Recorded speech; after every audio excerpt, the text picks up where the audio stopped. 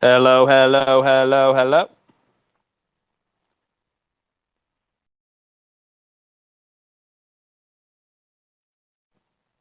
All right, I'm back. Sorry, I got kicked out of my own space. I'm not doing very well at these things lately. Hans, you there? I'm gonna add MB as another co-host. Might as well. Is my mic working? I can see my little thing. Hey, there's a penguin. Cool. What's up, everybody? I haven't done one of these Spygate. Actually, I don't even know if I'm. Can you guys hear me? There's 279er. Nice. All right, we got some people in here. Sick. I feel like I haven't done a Russiagate themed one of these for a long time. I feel like Ryan, rest in peace, was doing these on Thursdays and I had something else to do. But we back. Hans, you there? Yep, I'm here. Yeah. All right, I can hear everything. Sweet. How's it going, man? I've been meaning to call you, but I've been so busy lately. It's been very annoying. Yeah, and there's been a lot going on as well. Yeah, which I kind of like and I kind of don't like, to be honest.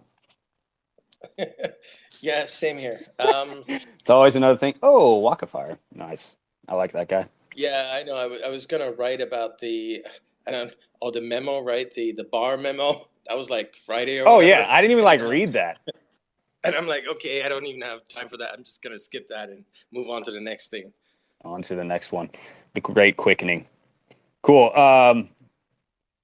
Yeah, basically I just did this because when was it? Like a couple weeks ago, I was about to take a drive home and finish like the spaces about Spygate, but then I didn't have enough internet reception, so I felt like I left a bunch of people hanging. But I feel like we got some decent amount of stuff since then. So we want to talk about Russiagate, the Mar-a-Lago raid, et cetera, et cetera. I figure we might as well do it. Looks like we got a good group tonight. Um, I don't actually know where to start because I don't know where we left off because I haven't been in a lot of these things. Uh, I'll say hi to Walker Fire. MB, you there? I What's am up, here. What's up, bro? brother? How's it going? I'm good. I'm fucking ready to Let's rock, man. do You're right. it. It's been a minute. Sweet. Let's It's do been a that. while actually. I don't even know the last time I've been on one of these, but I always have fun doing them. Walker Fire, you there? I'm here. What's up, Yeah, everybody? Can you hear me? baby. Sound good, loud and clear. Excellent. Yeah, I got. Well, why don't we start with Tebow? I mean, he just issued that statement tonight, and a lot of people talking about that. Yeah, I mean, like, so obviously the original story was that he was involved in the Hunter Biden investigation, potentially, putting a halt on that before the election, et cetera. And that, like, I mean, obviously they have good whistleblowers on that. To me, that always sounded sort of weird. Like he probably would be, like, he would be involved in the public corruption thing, but I always thought like that entire investigation was on that Baltimore, Delaware side, which I didn't understand how Auden and him would be involved. But I'm sure if it was on the like public corruption side, they might be involved. But it would seem to me like he would be more involved in the Mar-a-Lago raid potentially. But I mean, I have no idea really how it works up to that. But it seems like they have credible witnesses saying that he was involved with that. I mean, obviously his social media has been pretty bad, but I mean, go for Yeah, it off but of that. so the statement. I mean, there's so much to talk about with this statement. I guess maybe the first thing we should say, if people haven't seen it or whatever, is so this guy Tebow, who was, the bad Forrest Gump of RussiaGate, who just showed up everywhere in the past 5-6 years. Um, so he was walked out of the FBI last Friday, and so the media didn't cover it, but we covered it, and I think John Solomon, a couple of people, Catherine Herridge covered it. Um, anyway, so he's gone, and what happened there, and so he put out a statement tonight. Now, the statement, first of all, was put out by Morrison and Foster as a law firm, and they make it a point to say, like right at the top, we're doing this pro bono. Okay, so Right, right. that's maybe the thing we should maybe discuss as well. Like, what's going on there? I mean, even if you are, why do you put that right there? And what's exactly what's going on there? We know Van Grack, our old friend Brandon Van Grack, he's involved with with Morrison and Foster. So anyway, maybe you'll put that on the back burner, but that's certainly something we should come back to. But I think the more important thing to begin with is what exactly he's saying in this statement. So, I put out a tweet like an hour ago, like, this is terrible. It's an appalling statement. I mean, I would never, ever have signed that off to put that out. So in respect of Mar-a-Lago, it says he was not involved in the search. Well, there's a lot Right. more He than said the he search, wasn't isn't involved there? in the execution or the search or whatever he said. Exactly. Right. Planning or execution of the search. Okay, that's a very technical thing done by the tactical units or whatever you call these people. But there's a lot of other things that he may have been involved in, which he doesn't deny here. So that tells you a lot. And then with respect to Hunter Biden, it's even worse. I mean, just get this. It says, Mr. Thibault did not supervise the investigation of Hunter Biden.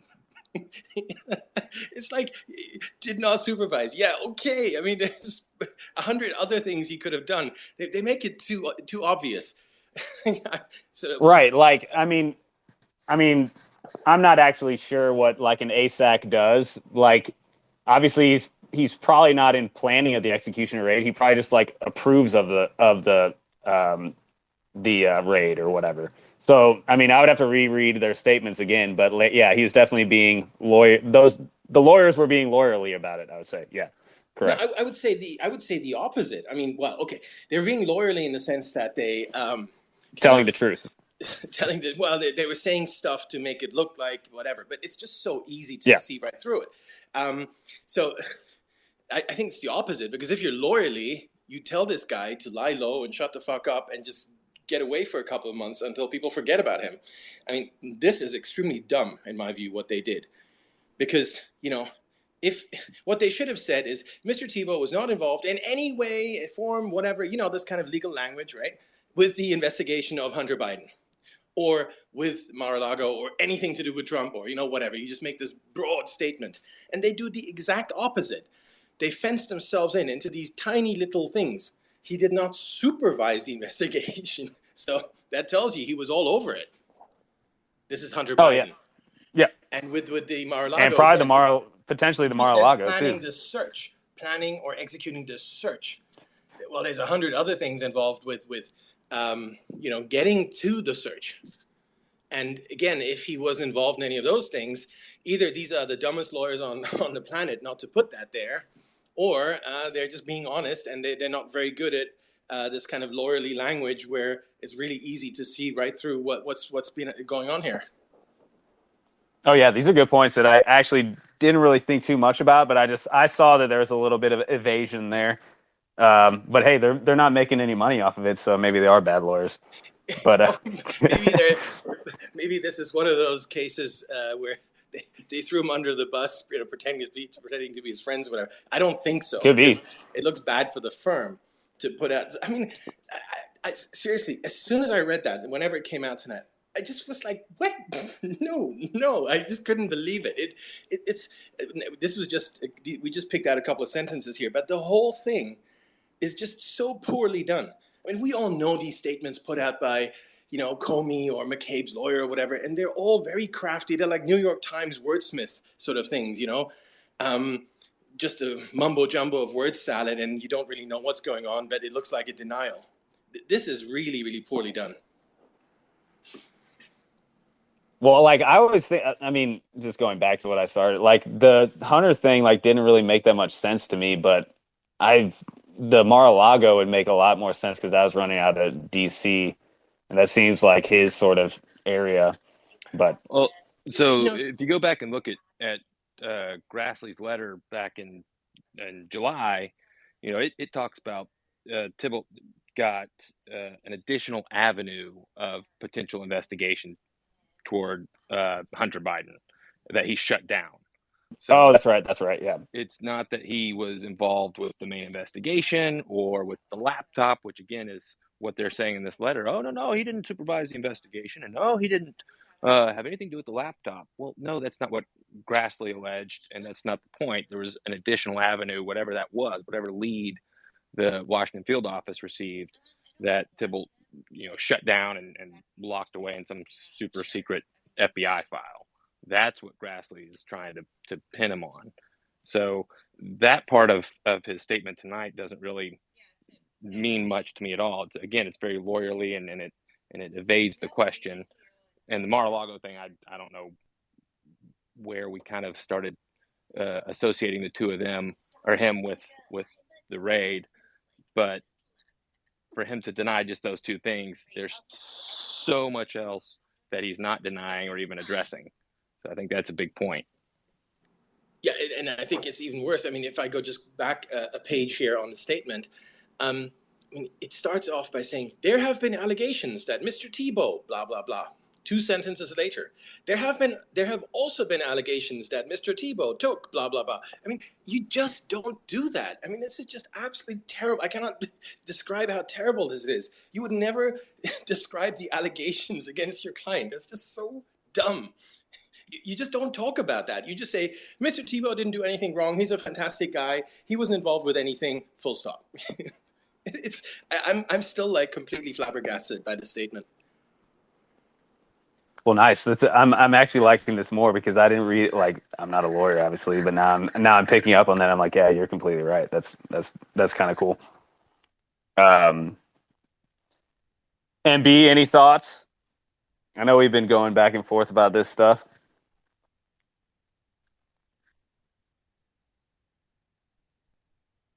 Is he there? And B? He might not be able to chime in. Oh, it looks like he's disconnecting. So I mean, like, so the other thing about Tebow was this meeting like in Prague in February 2016 with the Oars, and I guess on the original Judicial Watch thing, he was sort of redacted out of it. Which I think, Hans, you let's see, you made a post about that, which to me, like, at that time, he was like a supervisory special agent, so he wasn't SES. So like at that point, like maybe, like I try to think back to like the Crossfire Hurricane thing, like Pianka made his way up to an ASAC in San Francisco, and he was still redacted for a while just because whatever he was doing as an SSA, I'm not sure if he's doing anything as a supervisory special agent at that time, like that still might be redacted due to whatever the law is or whatever the FOIA exemption is. So I'm thinking that's probably what happened, but it's still interesting that he was connected to the Oars. I don't know if that's actually like an actual controversy, but it is very interesting that he was connected to them. I mean, in terms of the redaction, yeah, I don't know if it's a controversy or not. It's a general controversy that they redact all these names when, at the end, we find out that these are all crooked people. So, of course, it makes you wonder. But I think the bigger problem is as soon as they got back from Prague, I think within a few days, Carter Page was called in for an interview at the FBI's New York office. So, who prompted that? And then, shortly after that, they opened the investigation into Carter Page. So Nellie was already doing her work at the time for Fusion. I mean, I would put it at definitely better than 50-50 that these issues were discussed. Remember, they weren't just at some conference in Prague. They flew out together. They were in the limousine together. They were at the same hotel. They ate in the same restaurants. They had the same program. They were at the same conference, and they flew back together. Just the whole time, those three people. Bruce, Nelly, and this Tebow guy. So I put it at much, much higher than 50-50 that I put it like 95% or whatever, that these issues came up. Because remember, again, Nelly was already working for Fusion at the time. Right. And go ahead. Yeah, Walk of Fire. Yeah, go ahead. I was going to say, like, do we know when he became a ASAC there? I'm not sure when he became ASAC now. Yeah, me neither. I will say with the Carter Page interview, that was right when Buryakov was getting his prosecution was moving forward. I'd have to look at the docket again. I'm pretty sure that it was after. Gosh, it's been so long since I've looked at it. they're trying to get him under the original statement of facts and the complaint, and he had moved for something. I'd have to pull the docket again. And then they go and they interview Carter Page on March 2nd. And then I believe after that is when the government files a new statement of facts or something, which is where we get the whole difference between Mail 1 and UCE 1. And they had to add all this additional information in there about, hey, we actually got you under, we recorded all these things. It wasn't just Carter Page. And then within a day or two after that, March 9th, I believe, is when Buryakov pleads guilty. So we don't know what was going on there. Carter Page has made lots of insinuations that they were asking him to lie, probably to cover up for this undercover FBI agent that was slipping recording devices into these binders. And they make it sound like it's the same person, but there's certain facts that don't seem to line up. So it seems to me the timing is almost a coincidence, I would say. I don't want to read too much into the Orr and Tybalt trip to Prague with the Carter Page interview. Now, that doesn't mean that it wasn't discussed and that things kind of grew from that, but I wouldn't read too much into that coincidental timing there. No, I agree with that. Look, she had been working there since October 2015. So a bunch of these issues, the idea of what the Clintons were going to do, all of that would have come up. Suddenly, she's with this FBI guy 24/7 in this foreign country, on the plane, in the hotel, in the limousine, and whatever. So, I'm again, as I said, fairly certain that it would have come up, and not necessarily that it like that's why Carter Page was targeted or whatever, but it's like what they like. It's what Steele did, right? I mean, Steele would just throw things out to Weiner or to some a State Department people or whatever. They just kind of seed these ideas here and there and hope it somehow comes together. And if they do it often enough, it will. Absolutely agreed. You've got enough circular reporting basically just among themselves. Everyone's talking about Carter Page all at the same time, and then if Carter Page pops up, when Bruce Orr is talking to Christopher Steele and he goes, oh, actually I know that name. My wife's been looking at it, and we talked about how the whole Buryakov case, and it feeds their own bias until next thing you know they assume facts that aren't in evidence. And that one thing leads to another, and that's how we end up in these sort of situations. Right. And so some people are asking like whether or not Tebow might be had any involvement in Crossfire Hurricane. I haven't found anything, but I know I sent out earlier that there's like a potential that he could have been like SSA 4 in the Horowitz report. I don't know if Walkerfire, have you looked at that at all? But I mean, I don't think he's in the counterintelligence division. So I don't know if that would be him or not, but I don't know if you've looked in that.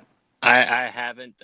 I made a note when I saw you tag me in that to look at it. I haven't had a chance to go and look at it, but I would agree if he's the public integrity section, which is going to be criminal rather than counterintelligence. I think, right? Am I assuming that's what I would figure, and that's what I would think. But I mean, he could have been on Manafort's side, but I think in those interviews with Steele, with Orr reporting to, I mean, that's still just a ridiculous situation. What was happening? He was usually going to the counterintelligence people, so I don't think it would be him. But yeah, I think I don't know. I think we're trying to plug Tybalt into places that we don't have. Oh yeah, I'm mainly just trying to cross those possibilities off. Right. Right. Because I haven't seen any evidence he was involved in Crossfire Hurricane. I could be wrong, but and I almost expect that Grassley would have probably mentioned something like that in his letter, as opposed to just Otten. Just Otten, yeah. I did think it was kind of interesting that in his letter, he specifically was asking for information after 2020, which if you're in the tea leaf reading business, I guess you could say, well, maybe he's trying not to step on Durham's toes if there's something before 2020 that they're trying to keep under wraps. But, it's a stretch. I guess it all comes to how far you really want to, draw these parallels. One thing I guess you could say is that in February 2016, I don't know if the Russia thing was really set in stone yet or ready to fly. They were really looking to pin Trump with mafia connections and even the Russian mafia, but like business, malfeasance and things like that. And, public integrity might have been something they'd be interested in, at least, getting some hooks in. Right. Like back then, like that sort of group, I was only thinking about Weissman and Orr and that side of that group, which really weren't looking into Trump. It didn't seem like it was mainly looking at Manafort. But Well, and you can go back even further of at that point, mid-year exam was going hard. So right. he may have had some insight into mid-year exam possibly. There's lots of theories and things going around that this whole Hunter Biden thing started a lot earlier than we know of, which certainly could be the case, that he was already looking into that. I mean, Joe was vice president at the time. Who knows how much they were already looking into Hunter and Joe and all this stuff way back then. I am I have the hypothesis that Joe and Hunter and that crew is a lot more tied into Crossfire than anyone's aware of. And I could see them keeping all of that, both sides, very hush-hush because of his potential candidacy, even back in 2016. But I don't have anything to prove that, so it's just me, trying to keep that in the back of my mind. I would like to see that come forward. Unless anybody else has anything about this Tebow sort of sidetrack, I think we could move on to Danchenko. Hans, you got anything there? Somebody requested. Oh, King's coming. Yeah, why don't you bring in King? King, yeah, you I'm there? here. Before you run off to Danchenko, I have one thought. Sure. Looking at the Breitbart article today about its interview with Kash Patel, he came out with something new. That is that I think he had said before he had not been to Mar-a-Lago to look at the documents that were raided and seized in the raid, and didn't know what they were. But what he told Breitbart was he did know for sure that in the 15 boxes that were sent to the National Archives last January were the Russiagate recently declassified documents that were still marked classified. He said that specifically. The classified markings hadn't been stricken out, and they were in those boxes. And that find by the director and the people at the National Archives snowballed into notifying the DOJ, and which responded with a grand jury subpoena to the archivists to get their hands on the 15 boxes, or at least the classified documents from them. By way of background, there apparently, at the time Trump was trying to declassify, there was a lot of pushback inside his administration from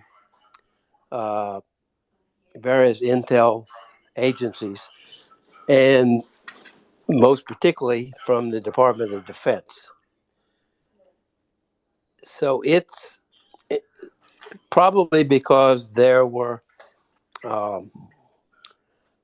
communication intercepts in those documents. They're spying on people, tapping phones, tapping communication lines, etc. That the certain parts of the government do not want exposed. And Trump had been talked into declassifying all of it. Tebow might have been in that loop. That is, how do we prevent that type of intelligence from being exposed? Because Kash Patel had made it known publicly he was going to take those declassified documents and publish them, and he was going to go to the National Archives to get them, armed with this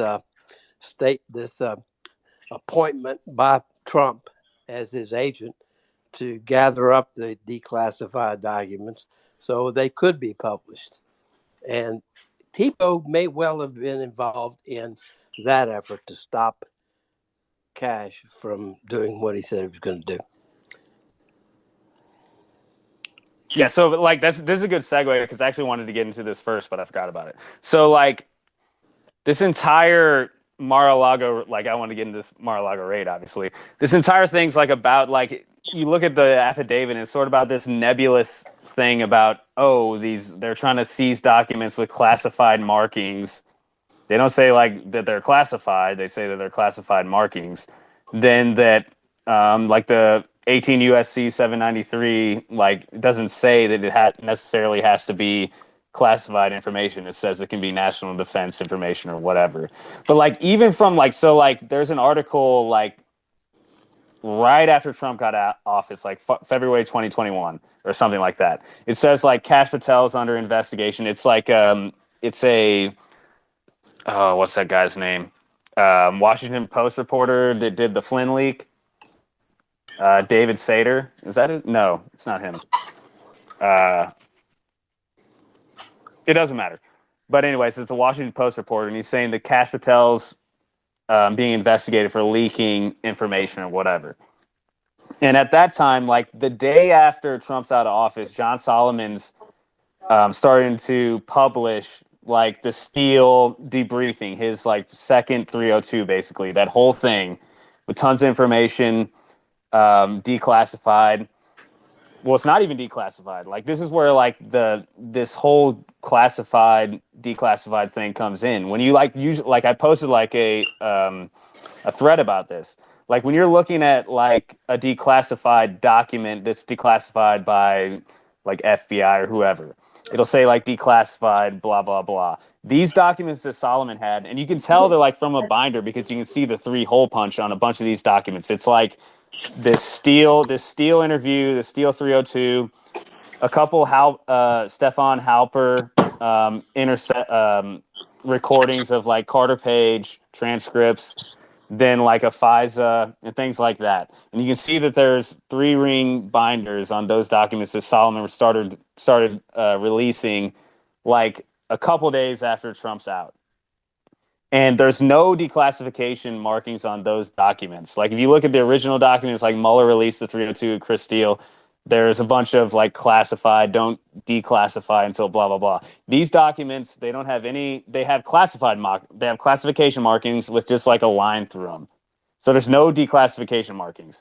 But according to Trump or potentially the Meadows like memo, those documents are declassified, but they don't have declassified markings on them, but they're released. And they have tons of definite like it wouldn't be like our own source, like our own like CIA sources or whatever, but they have like Victor Bittner in there, who is a National Security Agency source who is supposedly like an FSB agent. So there's this sort of like nuance that like at that point, the government could have like opened like an investigation to Kash, like leaking to Solomon those documents, but nobody could say like at that point like how the hell do we know if they're declassified or not by Trump? Like, who would know? So it feels like to me they're going after this again, where like this statute like doesn't have like a requirement to have classified information. It just says like information that would be covered under like national defense. But like going back to your point, like there's like this article, and like we heard about this all the time. Like there's this battle between like Trump Cash against like Haspel, Nakasone, and Esper and the DoD.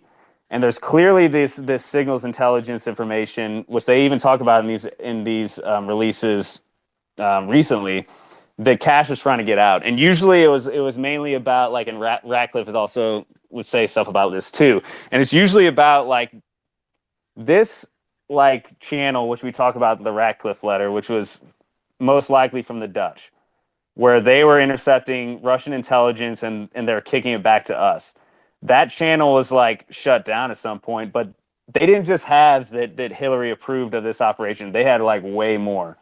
And Ratcliffe has alluded to that, and many people have before.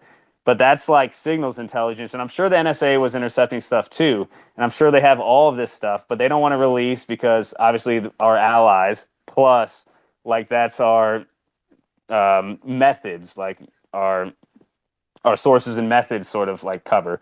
But there's clearly something more there. Like, I mean, we always talk about how the NSA was only moderately confident that Putin was for Trump, but there's also been hints that they potentially wanted Hillary, things like that. So I know Cash wanted to get some of that stuff out because when he ran the HIPSI investigation, he always talked about like they want to get that stuff declassified so they can see this other side where Russia potentially wanted Hillary, which I mean I don't know if that's true or not, but they definitely wanted to stir chaos because like there's been hints that they said like she was more of a known entity than Trump. So that's that signals intelligence, but like there's an article that said at the end that Barr wanted these things declassified, but at the end he took like Nakasone and Haspel's side on this because it would do irreparable damage to our troops or whatever. So eventually that wasn't released. But all those people at the end of the day, I mean, Nakasone and Haspel were there, but Barr was gone.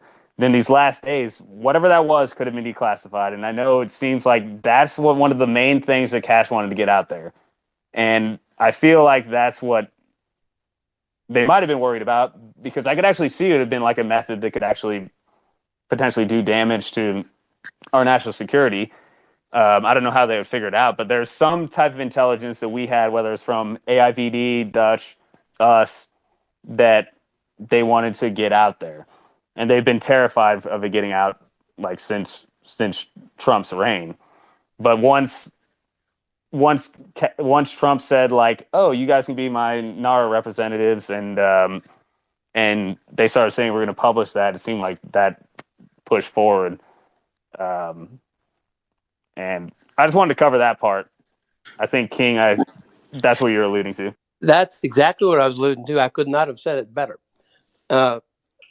That's precisely the issue. And one thing that's occurred to me is that the documents we're talking about aren't, by definition, presidential records. They're records from another agency, whether it be the NSA, the DoD, or whoever. They aren't presidential records. The National Archive people have no business having them. And that's probably what was in Cash's mind when he got appointed by Trump an agent to go get them from the National Archives. Because one, they've been declassified, and two, National Archives are entitled to keep them. Right. That's why we get a grand jury subpoena. Right. And I'm sure these are some of the documents that Cash was like going after the entire time, where he's like, basically at the end of the day, like he was like, can you please just declassify these? You know, because these are the ones that he wanted to get out the most. because he's been Exactly. having these arguments with Haspel and all these people forever. And I'm sure out the door he was like, I need you to just be like, hey, these are declassified. Yeah. But my point is, somebody in the DOJ or FBI or both Yep. wised up to the fact that Cash was going to get these documents. Oh, right. And, Yeah, exactly. and they needed to stop him. And to stop him, they served a grand jury subpoena on the director of the National Archives. Correct. And like, even if you go through like that, like Brennan's notes from those time periods, and that even that memo that the CIA sent to Peter Strzok, so much of that is redacted. And I'm sure Ratcliffe has like alluded to this. Like, there's other information in there that is even more sort of inflammatory than what we already know that happened from whatever Russian intelligence they gathered. So we already know, like, we haven't got the full story, but We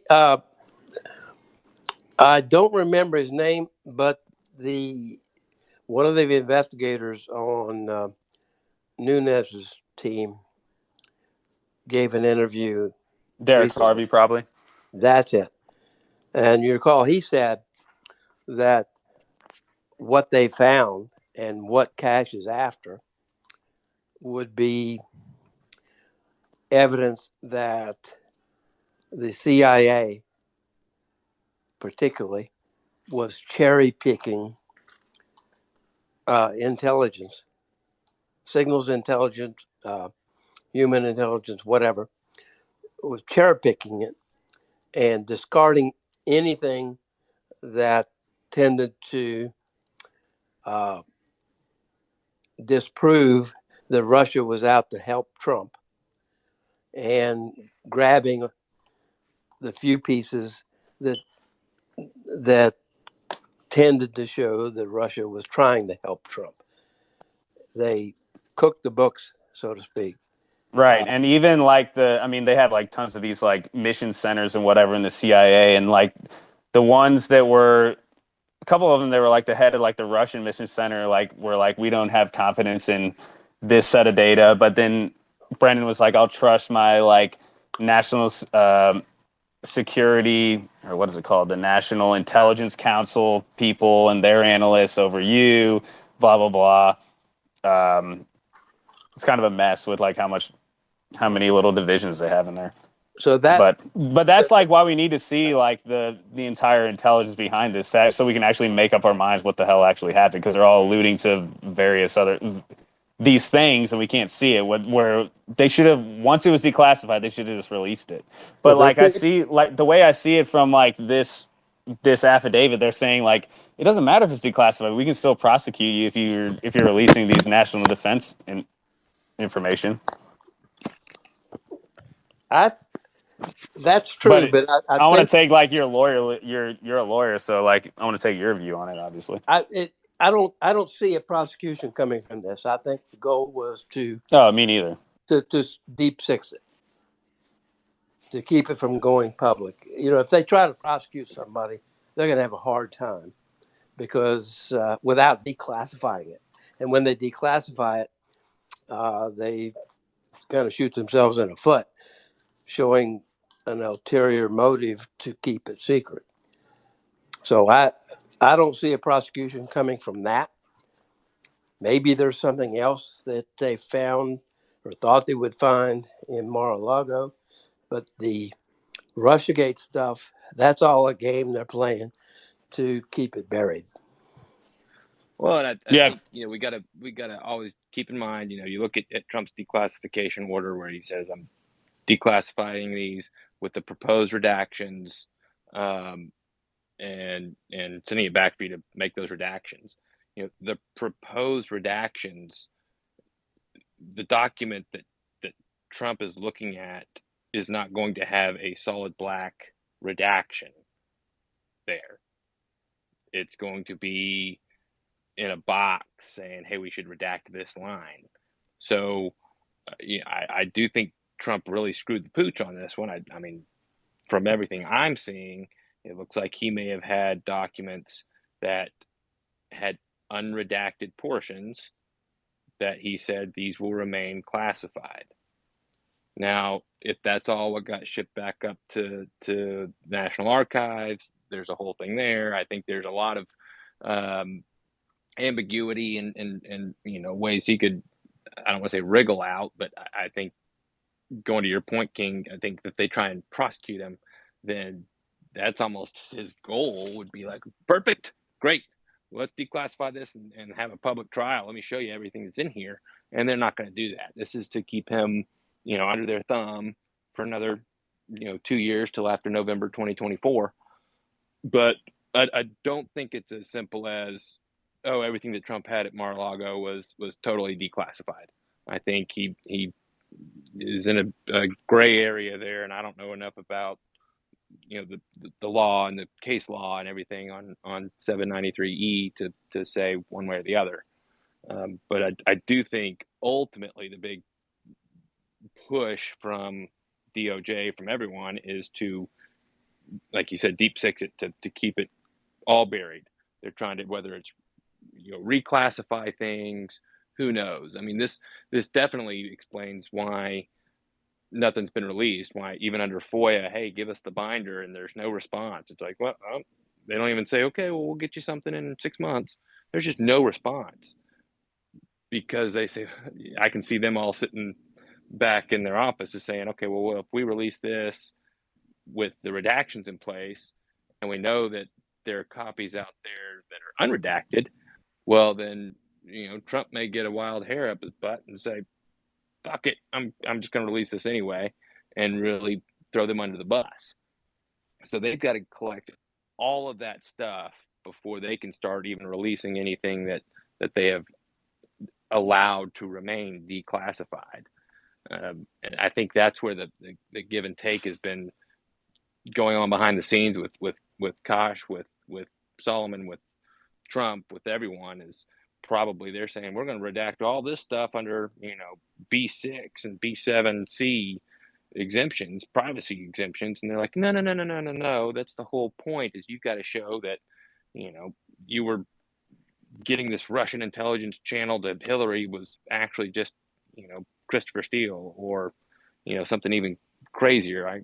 Hunter Biden, who knows what it is, something like that. That's just, they're going to try and bury under personal privacy redactions, but they know that Kosh and Trump know that, no, there's more here that you have to release. Personal privacy is just a fig leaf. Well, I think like you look at I feel like the Steele debriefing is like a perfect document, like how this works. Like, I feel like everything in that document that's redacted might be like some sort of like masking U.S. citizens or something like that, or privacy. But it's very clear that document could still be classified, and we have no idea. And no, go ahead, Hans. I keep asking myself here, and there's probably no good answer other than, Trump being Trump. What on earth was he trying to do? I mean, let's say he takes the binder, okay? Let's say that this is about the binder, or, all that you guys have been talking about in the past 10 minutes. So what happens then? That's like almost 2 years ago, right? Does he, I know, we know a couple of them ended up with John Solomon. How did that happen? And why didn't he just release it all? What's the point of this stuff sitting in a basement in Mar-a-Lago? Was it some kind of insurance policy? What on earth was going on there? It just seems, it seems to me like there was no plan. It was just like scramble, final days. Oh, shoot, Russiagate. Oh, shoot, we just better get this stuff and put it in a box. And it's not a good answer, but that's the best one I can come up with. I think he was just hoarding. He heard these documents were good, and he was like, I want to just keep them at my house. He doesn't know like the intricacies of what he has. There's no way, because he gets it wrong all the time on Twitter and Truth. So like, I think he was just like, oh yeah, these are good. I just want to keep copies of these. They could like eventually, yeah, we can release them. It could be that like eventually it was like, maybe I'll give them to Congress if there's like a Republican majority or something like that. But Who knows? He should have done it like that immediately, but who knows? So what happened with Yeah. Solomon? Solomon got a couple of them, and then he just kind of. I remember, us here. Our I group bet here, he still. I bet he has like tons of them still. I bet he Yeah, has like a exactly. lot of it. And That's the someone other told thing. him Like on, I guarantee he has tons of it. and someone told him like January 21st, like, hey John, we're not sure about the legal status here. Just stop doing that or Well, whatever. once that like that article, I swear to God, leaked like February 2021. I bet once that came out, he's like, all right, I guess I can't publish any of this shit anymore. I think it Yeah, was 20. I think didn't he publish one of them on January 19th, I think. I think he I mean, I published on think the he 20. Yeah, heard 19th it or was 20th. declassified The and steel started pushing debriefing. it, and Yep. then was told, whoa, and again, and this kind of feeds into my theory that I do think the Biden Ukraine everything is part of it, and that's why Trump, they impeached him over just saying, hey, can you guys look at this Joe Biden thing, and they impeached him over it. And so for him, especially as the elections were getting nearer and everything, he knew if he tried to declassify anything, even for a public policy purpose, they were going to say, "Oh, you're doing that to take down your opponent." And so that's why he had to wait all the way till January 19th, the very last second, to be like, "Look, I'm not going to push this because I will try and take me down for interfering in this election." And so he waited right then. Look, I'm on my way at the door. Here you go. Declassify it, publish it, and then they didn't do it. So he screwed up by playing the game that way, and he's got it all there ready for when the binder gets released, and he can show that Joe Biden was compromised and part of all this. All this is about protecting him, but they managed way back in 2018 to keep him under their thumb by saying, you do any of this, this is obstruction. You're interfering with an election for personal reasons. We will take you down. And I think that's where he let himself get talked into getting in between a rock and a hard place. And he should have said, screw you all. I'm doing it anyway. You impeached me once and you couldn't take me down. Like, let's do it for real this time. And he just didn't do it. And going back to that, the investigation in the cast, like April 16th, 2021 is when they said there's like a leak investigation in the cache, which I think they probably knew about it before. I think Solomon published some of the Halpern documents like in February, but they might have caught wind of that investigation before, because obviously I think like part of that, the Meadows letter, was that they would send like the binder back to the White House after DOJ had it or something like that, which is freaking stupid. I don't know why they just didn't send it to Congress or something, but whatever. It's more than stupid. I mean, it's inexplicable. Meadows. Yeah. I mean, the DOJ, CIA, everyone is just like moving heaven and earth to keep this stuff from being declassified, and they're like, screw it, we're doing it, it's done. And on the way out the door, the DOJ comes back, goes, could you just let us have it for a couple of days? Yeah, sure, absolutely. Here you go. And Meadows is not that stupid. I think Trump might be just unconcerned or harebrained enough to just let it happen, but Meadows knew better. And then I totally agree with you guys that Trump had no idea what he had. I think he had a general idea that it was good stuff, but he takes it all, puts it in his basement, and everybody thinks there's this master plan, or he's keeping blackmail or nuclear button material just in case. And that's not how I don't think that there's anything like that. I think he had no idea it was in there. No one really did. Cash had some idea, but I don't think anyone had like a document by document idea. So they send all this stuff to the archives.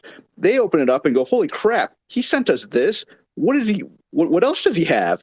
And I think that's what really was a big part of putting this whole thing in motion, because they have no idea what he's got there. So Trump doesn't know what he has.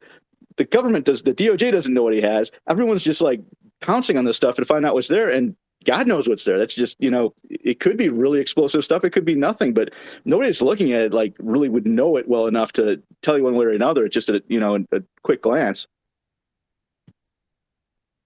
Oh yeah, for sure. I mean, he should have named us as his NARA representatives.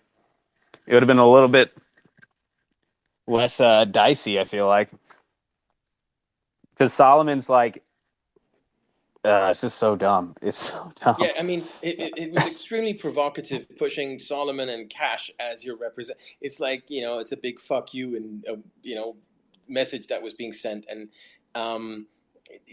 if the idea was to get this stuff out, then yeah, that wasn't it. That wasn't the way to do it. It was just going to trigger the other people, the other side. But no, I really liked that overarching theory we just heard about. No, just took some stuff, looked interesting, no idea what was there. Oh, sent some boxes over to the archives. Oh, and then how the whole thing took off. That makes a lot of sense that it kind of unraveled that way, which in itself shows that there's no intent or anything like that. It's just Trump being Trump again. It's just the whole thing is a big mess. Trump's interests are like trade deals and like shit like that. He doesn't care about this stuff. Like he wanted to drain the swamp, but he didn't. That wasn't his interest. He's a businessman. He wanted to do like trade deals and all that other. That's what he got excited about. That's what I remember about him. So like this stuff, he probably wasn't even interested. It's like throw it in there. Do whatever. Still don't know who Donald Trump is. Because they're so incredibly disorganized, and because they didn't know what was in there, and he didn't know and didn't care and whatever, they ended up kind of implicating themselves by sending up boxes where, innocently, like, oh yeah, whatever. Oh, these boxes, you want them? Okay, fine, And then the whole thing took off. I mean, I just wish they had someone down there who knew what they were doing and who knew what these things are and what's, like, look at the other thing that, by the way, if anyone from that side's listening, you got to be careful.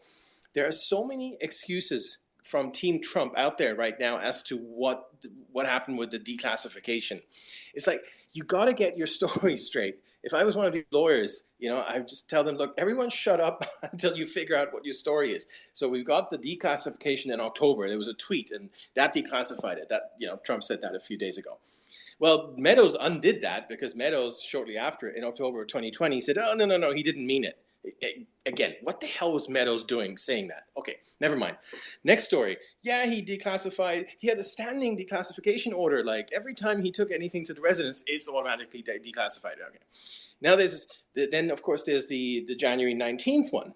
And then Cash was on some show, I think yesterday, the day before, and he had another one, which to be honest sounded like the one, right? Which is, yeah, when we were discussing these things in the Oval Office, about what we needed to take, that's when Trump declassified it, like on the spot. Okay, so that's 4 stories there. It's just like, please figure out which one is the one. And they might all be true, but it's just not very helpful when you deal with the machine, with the regime. You got to be careful with these things. You got to play them at their own game. Like, for instance, Trump should have sent an email to himself or a memo or whatever on January 20th. He doesn't use email.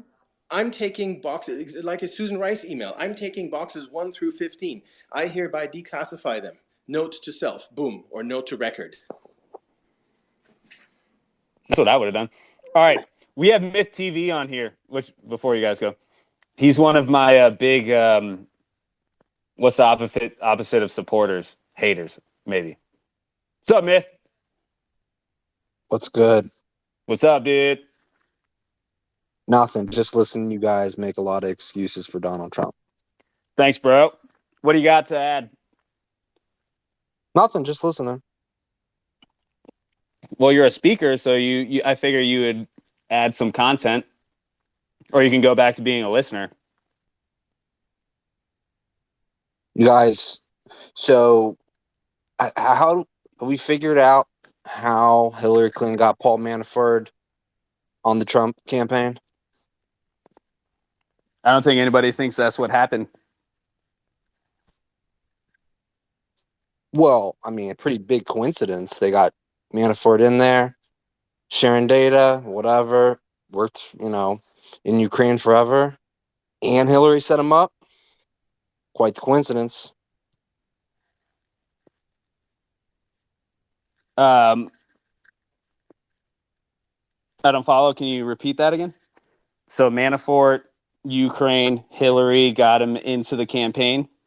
Is that your theory? Well, no, I'm like, the theory is Hillary, set up Donald Trump, this Russia collusion stuff.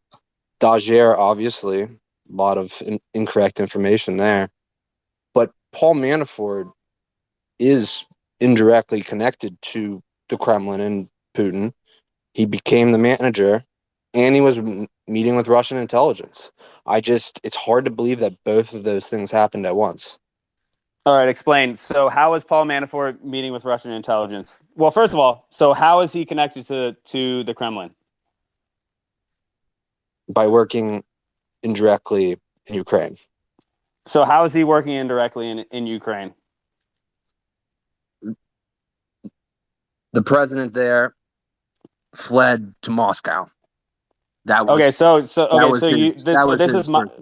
this is Maidan. So Manafort was a what for President Yanukovych? What was his role? He was campaign advisor.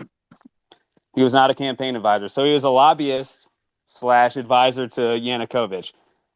So he was one of his closest advisors because Paul Manafort wanted to bring Yanukovych on the side of the EU instead of Russia. That was his main goal. He worked with the State Department, et cetera, et cetera. No one One of his that. employees. This is exactly what actually happened. So one of his employees, Konstantin Kalimnik, also worked with him, translator, et cetera. So go on into your theory about Russian intelligence, blah blah blah. I mean, there's not a theory. He was meeting with Paul Manafort, and all right. So Hillary set him up. No. Nope. Stop. I'm not. Who was Russian intelligence? Konstantin Kilmenik. Okay, so what's your evidence? What's your evidence for that? I'm not an idiot.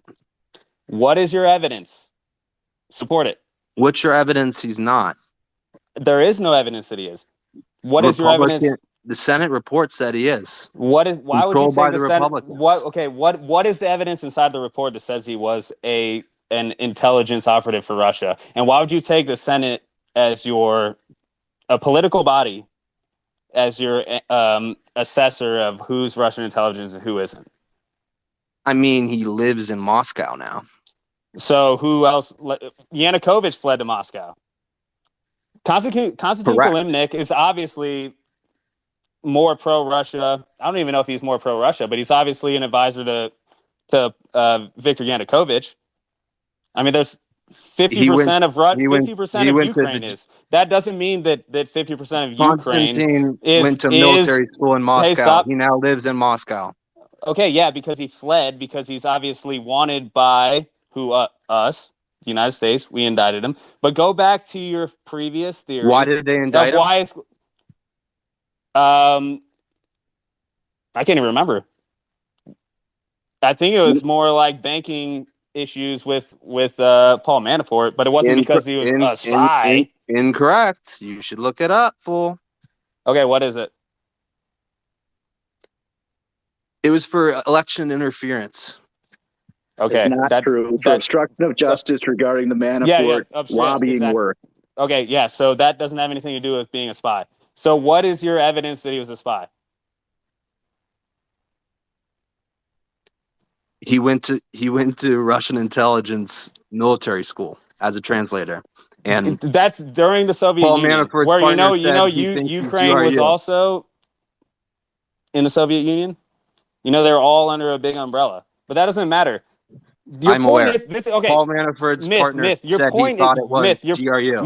Myth. Your point is that the sissy said that he's a Russian intelligence officer. That's the only person in the world that said that.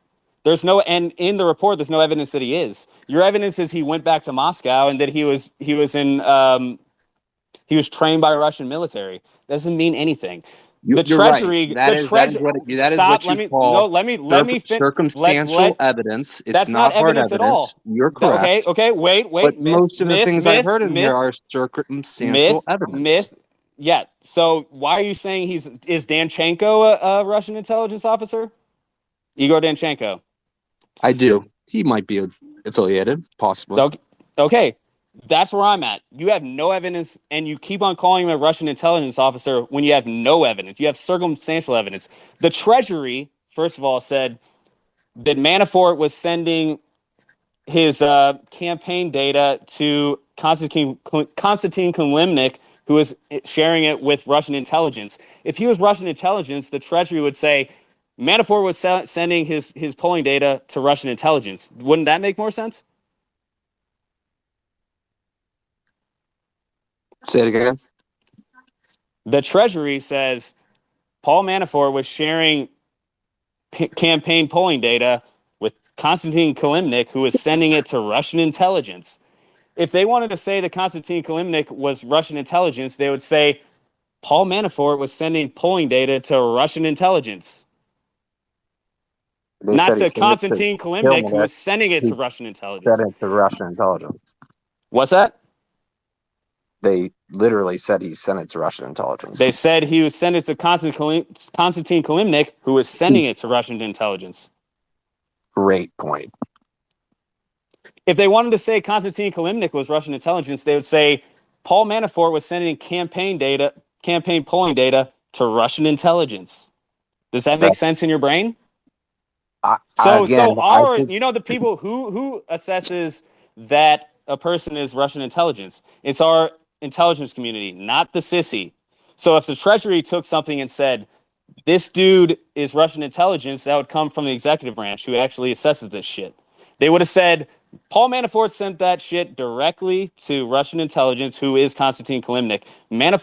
Mueller never said, they always said, Konstantin Kilimnik is potentially affiliated or in contact with Russian intelligence. That's obvious. Viktor Boyarkin, they didn't even say Viktor Boyarkin is Russian intelligence. Who Konstantin Kilimnik was sending the data to, who was passing it off to Oleg Deripaska. So if you want to make your point, it doesn't seem like you're winning this argument. So are you going to keep on fucking coming in my fucking replies and saying that Konstantin Kilimnik is Russian intelligence, or are you going to have some nuance in your fucking asshole? No, I'm gonna keep coming because you still don't have an answer. All right, perfect. So do you have any evidence that Konstantin Kilimnik is Russian intelligence? I'd say there's a pretty good chance he is. Woo! Did Brian Otten make that assessment, or did Myth TV do that shit? Because if you keep on coming to my comments saying that, Konstantin Kilimnik lives in Russia, that means he's Russian intelligence. Does that make sense in your head? Or did I just explain to you how there is obviously nuance and caveats to this shit, where he's clearly, like, it's obviously up in the air, and he is. I'm not saying he's not Russian intelligence. I'm saying it's obvious that who the fuck knows. Sissy doesn't know. Why would anybody trust that shit? I think what you just said is totally fair. Exactly. So when you come in my comments, say, stop fucking trolling me with, is Konstantin Kilimnik is living in Moscow. He's clearly a Russian intelligence asset. Remember what I told you today. Okay. Thank you very much. All right. Myth, you got anything else? No, just listening. All right. Keep gotcha. coming up with excuses for Donald. Got it. Thank you. All right. Where were we? We just got done with Mal stuff. Hans, you want to take over or anything? Because we could move on to Danchenko, because that's kind of a good segue. Yeah, so he's probably going to trial. I mean, it's getting very close to the point where there's going to be no deal. You can't have a deal after a certain point in time, and we're approaching that pretty quickly. From whenever we had one of these, last time around, I think the main development has been Outen. Outen was the original interviewer of Danchenko. And of course, Outen was exposed by Grassley as this big anti-Trumper who, again, just like T-Ball, one of these kind of evil Forrest Gumps who just kind of showed up everywhere and undermined Trump. So, my thinking on this has been, ever since we found out more about Outen, and we had some suspicions about him, and Steve McIntyre did so much work on Outen before the whole Grassley thing came out. But I mean, Grassley really kind of just blew it all up in terms of the significance of this guy. So anyway, he was the interviewer of Danchenko and the original interviewer. We do not know who interviewed him in subsequent interviews. But if I was Danchenko, I would absolutely want to get this guy out and on the stand, and I would just absolutely tear him to shreds. In terms of his bias and everything. I mean, I would basically allege that he made shit up. And then they'll say, oh, but there's a recording and your client said, and I'm like, well, Outen let him. Outen, this is what Outen wanted to hear. I would probably raise the Laufman issue. That's what they all wanted to hear. They didn't want to hear that the dossier was made up, even though my client said that it was made up. But they wanted to hear the opposite. My client felt pressured. You could just sort of, as a defense lawyer, you could really make a lot out of this. So, I think that's where we're heading. We haven't got the witness list yet, so we don't know if he's on there. He's certainly not on. We don't know if he's going to be on Durham's witness list. But when we found out about Outen, and when we found out more about Outen, especially the Grassley thing, it just raised the specter of Danchenko going free for the reasons I just explained. If you properly prepare this as a defense lawyer, and if you're good at your job, you can just totally tear this guy to shreds, and you can absolutely create reasonable doubt and how your client was put under pressure and all that kind of stuff. Well, the problem with Auden is that he was only there in the January shit, and he's not charged for any of those lies there. So I don't know how he could actually. I guess that's sort of corroborative, but could he actually be a witness? Yeah, we don't know. We just, unfortunately, by the way, Meadows again, right? This guy. Meadows promised in October of 2020 on Fox News. You can go back and I got it on my Twitter somewhere. And he goes, "Oh, I'm going to release the other Danchenko interviews, the March and May and whatever," and he never did it. It just pisses me off. Going back to what we just talked about, that he didn't do what he promised to do. This was before the election, so all these excuses about, the election, whatever, it doesn't count. He said it. He didn't have to go on Fox News and say that he was going to release it, and he didn't. And then, assuming Trump had it in his boxes, I'm very pissed that they weren't released either. I'm just get the stuff out there. And if you don't want to get it out directly, give it to a senator. They're protected. Just give it to them and let them put it out. Anyway, I digress. We don't know who did those interviews.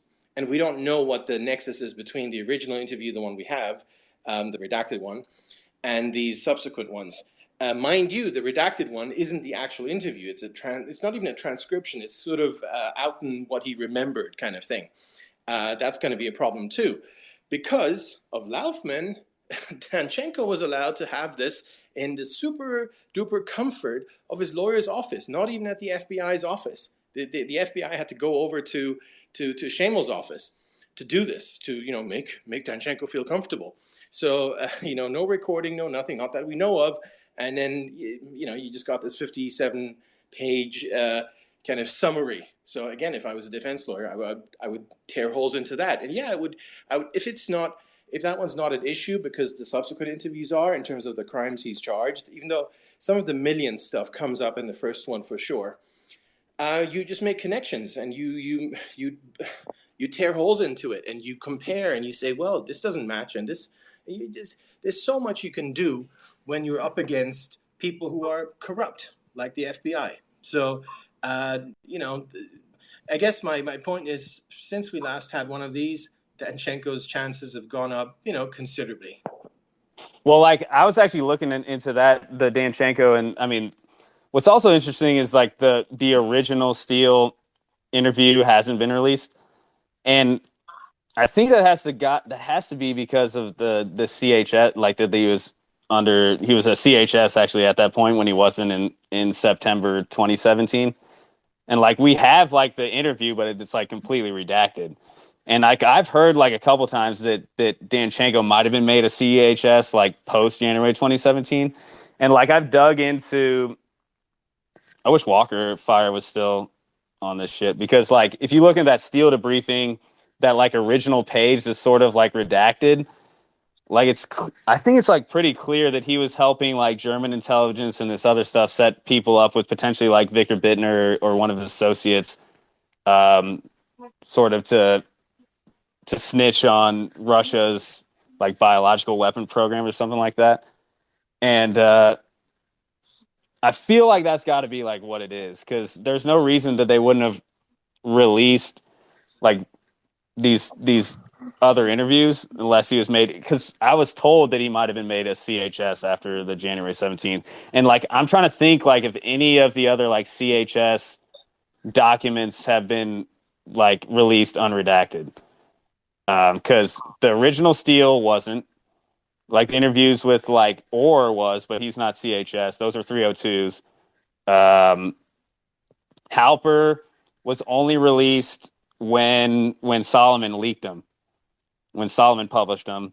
Then other ones, I don't think I can think of any. So that could be a reason why, but it's not a good reason. But I think that putting it all together, that with, I mean, it's like a completely like sidebar shadow brokers thing. If Danchenko was helping hook up the NSA and CIA with like Victor Bittner in Germany and stuff like that, then there could be reasons why he was like a CHS or something, which is even more ridiculous. But that's like another story. How they could trust Danchenko to make toast is insane, because he's clearly an idiot. And that's like he's Alden's a fault. liar. Yeah. And that it just always comes back to how far do you want to stretch just being completely incompetent as opposed to wrongdoing? And there's always that overlap when it comes to the DOJ in this case anyway. And it's really scary that these are supposed to be the best and the brightest on the counterintelligence front. Well, that's why they call it counterintelligence, because they're fucking pieces of shit dumbasses. In my opinion, of course. Myth, did you want to talk again? I saw you unmute yourself. Yeah, I didn't mean to be off mute. Still listening. The briefings came out. Dude, if you want to listen, then you can listen. If you want to be a speaker, you can request to be a speaker. Cool. So I can kick you out, right? And you're not going to be no hurt feelings? No hurt feelings. Cool. Do you want to speak or do you want to listen?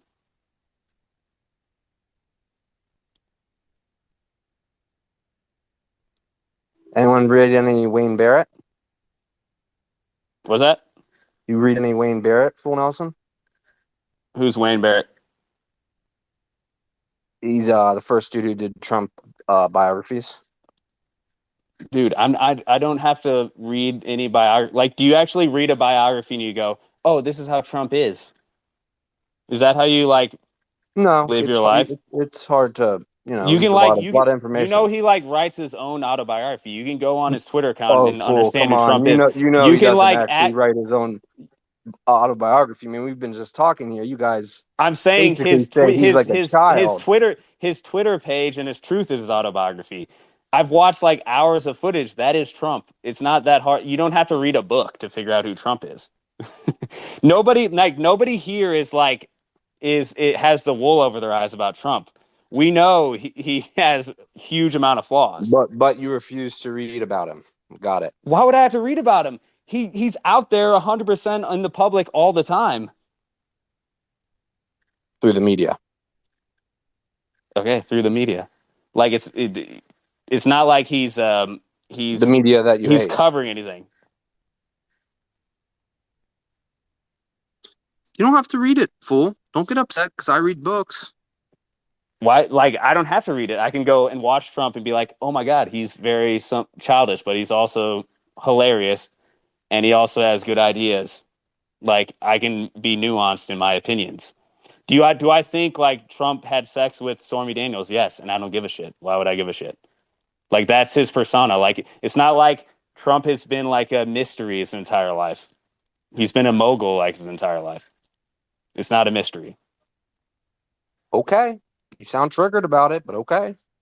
I'm not triggered. Like, why? Like, you're triggered. You're like, oh, why don't you read a book about Trump? I'm not. There's none of us are like, oh my God, like Trump is an infallible being. Nobody could think that. Okay. Unless somebody wants the book. Unless somebody wants to step up and be like, oh, Trump is God. Oh, there's definitely some cult stuff going on there. No, I completely agree with that, but we're not.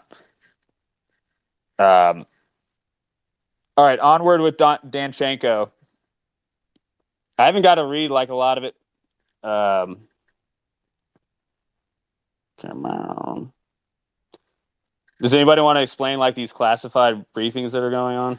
Because I don't really actually know what's going on.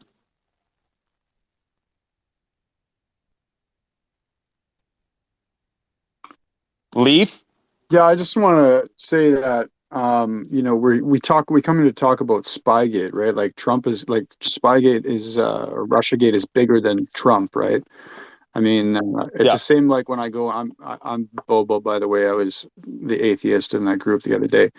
Oh, what's up, Bobo? Hey, Welcome and back. it's like the same thing when I saw you disappeared. yeah, I fucking got whatever, probably banned again. I can't remember, but I go on like I watch my atheist experience, right? Like I used to back in the day, and people will come on there and they'll start debating, stuff about like abortion and stuff, and it's like, hey, the name of the show is the Atheist Experience. Like we have one, an atheist can be a good person or a bad person. An atheist can be for abortion or against abortion. We talk about, arguments for God, the existence of God, or arguments for the non-existence of God. That's the atheist. That's the show. And so you know, people coming on here trying to get you sidetracked, like getting your, trying to trigger you by talking about like, oh, Trump isn't the best guy in the world. Like, I mean, that's not what we come here for. Like, I mean, it's so peripheral. It's so stupid.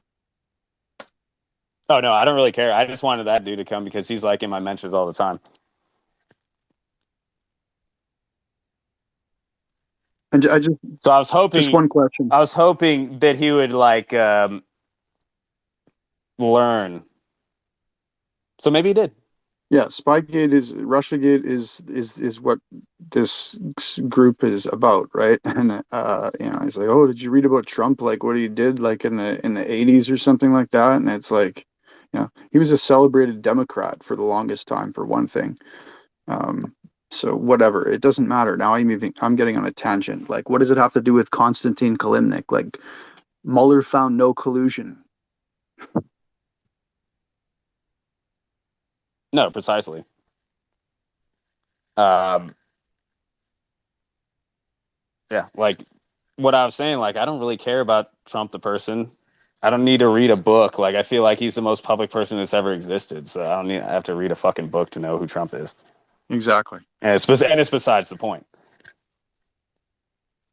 Whichever our point was, I can't remember where we left off. I just have one quick question. Sure. It keeps cutting out, and I think I joined late. Is there sort of I hear a lot of people tweeting. I see a lot of people tweeting out.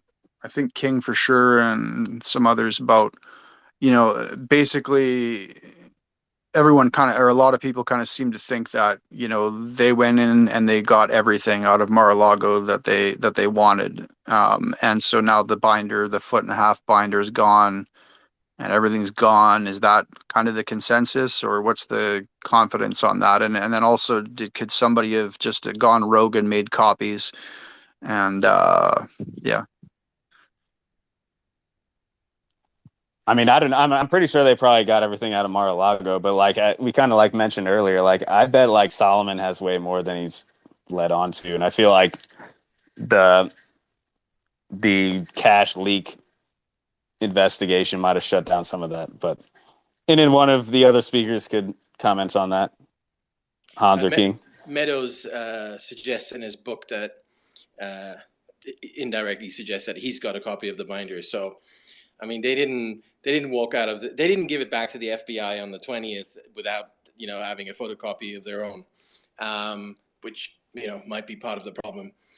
But while you guys were talking, I just noticed that I got a Trump retweet over on Truth, which is cool in itself because I don't go over there much. But the funny thing, it was about the Prague thing, about Nellie Orr and this guy Thibault going over to Prague, right?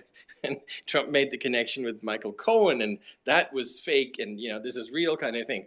But just in the vein of what we were talking earlier, he calls it Czechoslovakia, a country that hasn't existed since 1994. So, Fool, you're absolutely right. He's not a details guy. He doesn't really care about this stuff. So it's kind of, there wasn't that story with Cohen or whatever. And so it kind of, a lot of things came together there. Hey, I just noticed that as soon as I was made speaker, I could hear everything. Like before it was cutting out, I was getting 50%. So just a little factoid there. Damn, that sucks because like I've heard, people I just checked the comments and people are saying like it's very choppy, but like I've heard everything. Damn.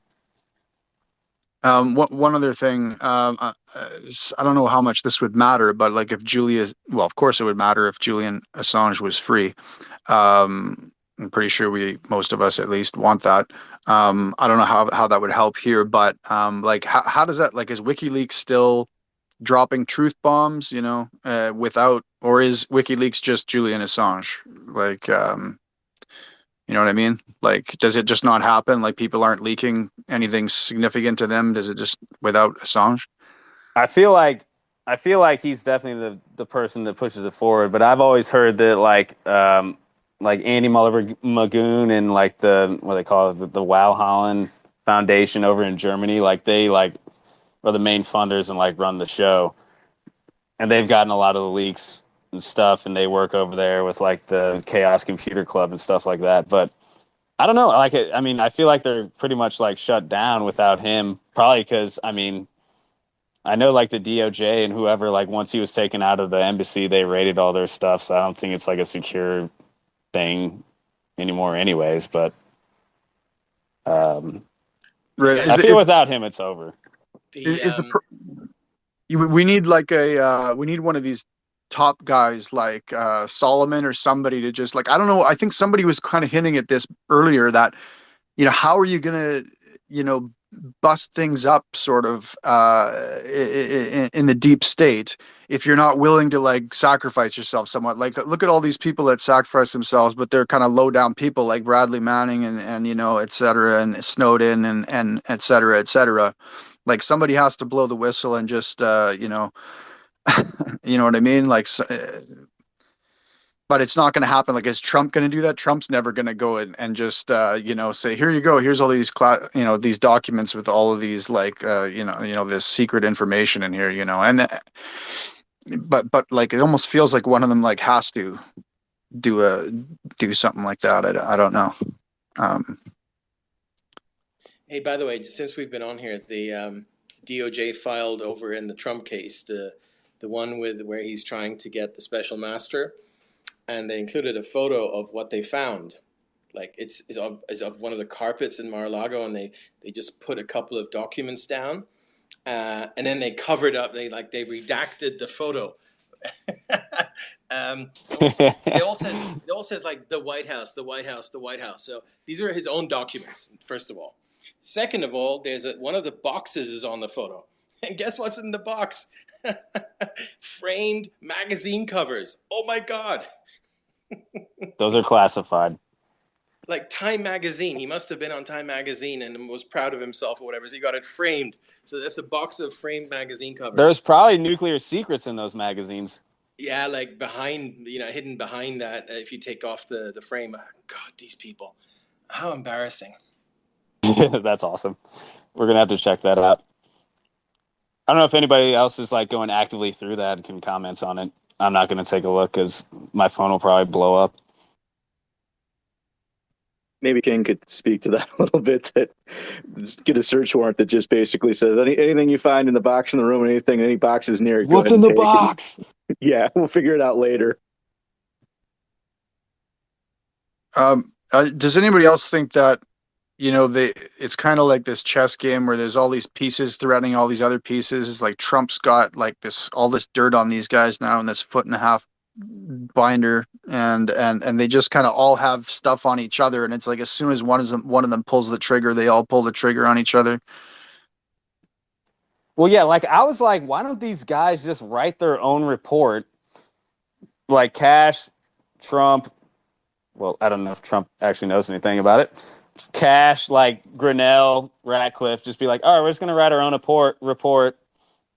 Just indict us. Like, I mean, if it's true, then you can indict us, and then then the public can be like, well, this isn't indictable. This, like, I'm glad I know this shit.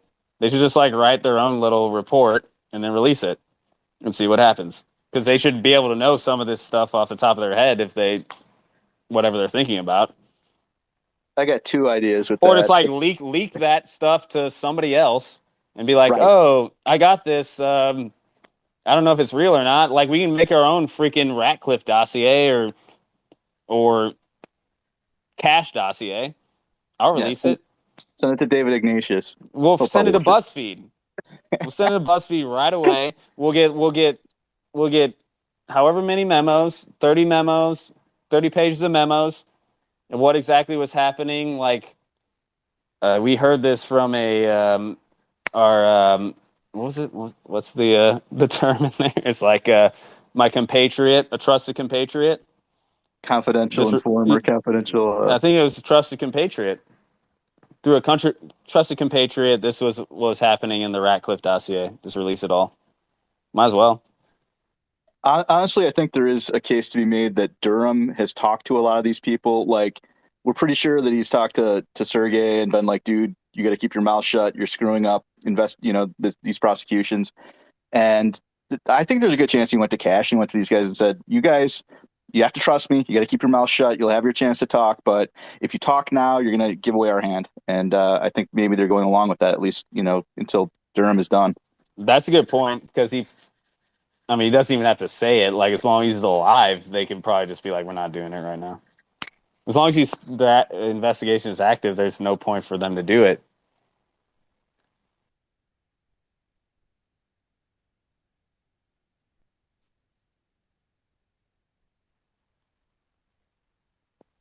Anybody else have any comments of where we're going? I was going to get to like the recent Danchenko filings, but I haven't looked at any of these recent Trump filings. It's mainly about like looking through at classified information in camera. If Danchenko can get classified information, blah blah blah. But it's like, why would you share classified information with a potential Russian spy who you're gonna extradite at some point? I wouldn't do it. I'm going to let somebody else be speaker, and I don't know how many people you can let be speaker, but like I said, all of a sudden you can hear everything totally clear when somebody's a speaker. I don't know if you want to let a bunch of people. No, I think we can carry 8, but yeah, that sucks, because I just looked at the replies and they're saying it's very choppy, which is annoying. But Jaffe did it. Freaking Rodney. Guys, while I was looking at the latest filing, I saw that that stenographer over at Politico, Kyle Cheney or whatever his name is, he found the filing too.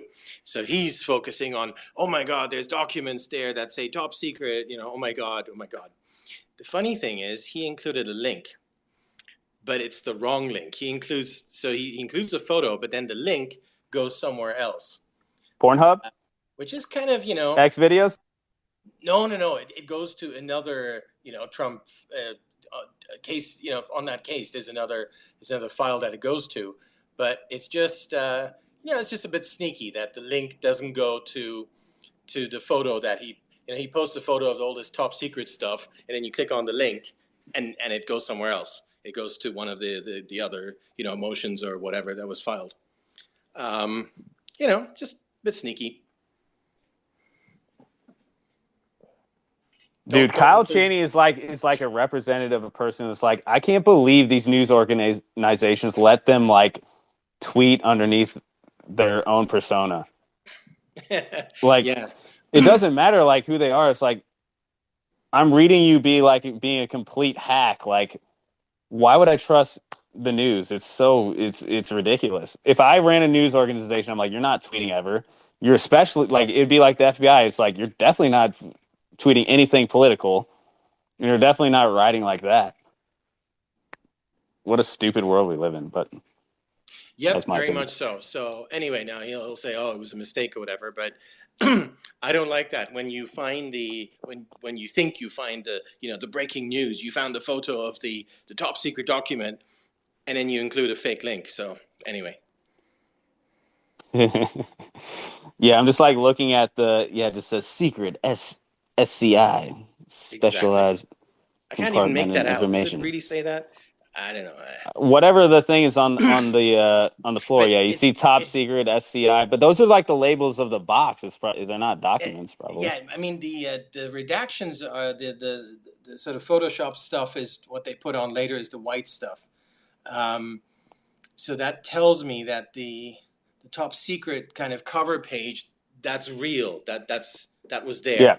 Which like you can. again, coming back to what we said an hour ago, just get your fucking act together, Trump and his people. Just take the fucking It's like documents. You don't have to take the documents with the fucking cover page because it just looks it if it's declassified, who cares, right? But yeah, it looks stupid. It looks dumb. Just yeah, like clear off you all this shit, put it in the fireplace or throw it away or whatever, and just keep the actual document. And take your fucking marker and scrub out the secret thing because you're the president. It's just so it really looks like a total sort of Keystone Cops kind of, well, not they're not cops, but you know what I mean, like, yeah, let's just take all these things. It looks really dumb because you got a like, whole bunch of documents here that all say top secret. Yeah, I know we all know on this call, like, whatever, but it yeah, just for people like like the second Caltini and his sort of audience, it's like, oh my god. like this second one, like this is like the point I was trying to make. Like the second one is like, oh, this has like HCS, like human confidential source information. I'm like that's just like that's Stefan Halper and Steele's stuff. Like that's all it could be. Like we already know who they are, and the government still hasn't recognized that Stefan Halper was source number 2. They have barely recognized that Steele was source number 1, but like that's all it could be. And people won't make that nuance. They never will. And that whatever source 3 is, that Papadopoulos friend or whatever. But like so many of those things involving Steele and Halper are redacted still in total. We have gotten barely anything. Like if you go to the vault, like Steele's entire CHS files and stuff, all those are still redacted like pretty much completely. Like that stuff means nothing. No, and you're absolutely right. The one that Kyle is so concerned about is probably Halper or whatever. But I find it so frustrating. I mean, they just Trump just needed to get just one fucking competent person. Please go through these boxes and just photocopy all the stuff we need. It's all declassified, and then we just take it and we send the boxes back to whoever the fuck. I don't care, and we just keep our own copies. But these don't look like photocopies. Yeah, to be honest, I mean, I don't want to give Kyle credit or whatever, or in terms of what his theory is, but the cover sheets look like these are the originals. Yeah, I think we should.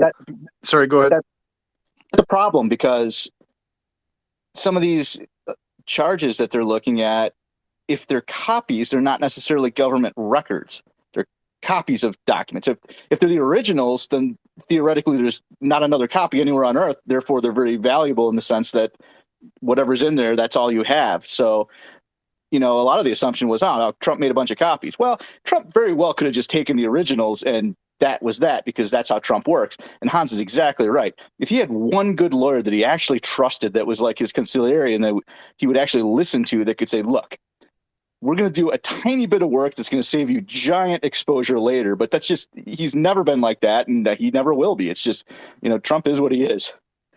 So like I don't actually understand like who made these like folders? Like are those how like somebody receives like classified information, like it says top secret in this little like photo, or did somebody else make that?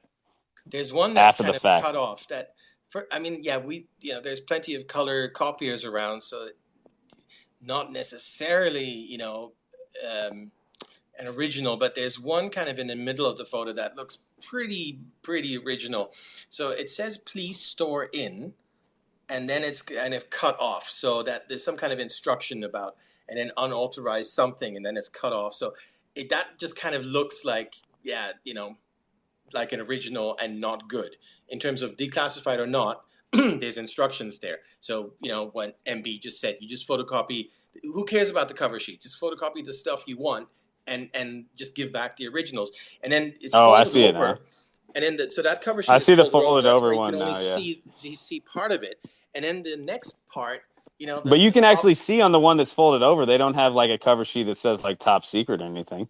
Like the ones that are in yellow behind there. Just something unauthorized, right? But then they got the emblem in gold, and it does say top secret at the top. It's just like, and the paper is this sort of beigey, brownish kind of paper. So again, probably not photocopy paper. So yeah, I hate to say it, but I think these are probably originals, which that's not so good.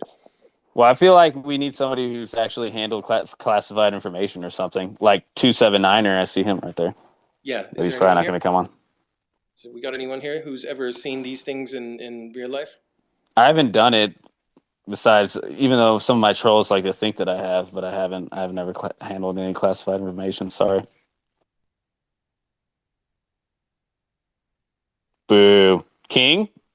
Is King even still here? I'm still here. I don't know if you're talking about. Hey, Bobo. Hey. Now we're talking about Kingmaker. Nobody's handled any classified information? Spicy noodles? It doesn't matter. And then all the stamps that you see are, the stamps are at like different angles. So, it's like a chop that someone, put a chop on it. And they're sort of red, and the red isn't, it's sort of, is not uniform because it's a chop, right? So again, the more I look at these things, the more I think these are not photocopies. Like, why, people? Why? I mean, take whatever you want. Take it all. But just don't take the originals. Oh, it's so frustrating. Cool, I'm back. Hey, King. Have you looked at that stuff? No, I was browsing through it, and the answer to your question is I couldn't find how to get back to my microphone, but I found my way back. You did it. I did it, but I've never seen classified documents, never handled them, and the government's coming down hard on Trump, from what I'm reading, with an obstruction charge. Well, they should. They did a warrant, so they should be backing up that warrant. Yeah, they are. They're piling up their obstruction evidence right now. Is the way All right. Cool. I don't have anything else to add for the rest of this chat. I don't know if anyone wants to ask questions or whatever. I have a question for King. Based on what you're seeing in those pictures and what you're reading, that warrant, could the entire search be thrown out if the warrant was overbroad? Yes. And do you think that's a possibility based on there's a bunch of pictures of magazine covers that they apparently see? Yes, it's possible. You have to get a good draw on the judge, but it's a very, very broad warrant.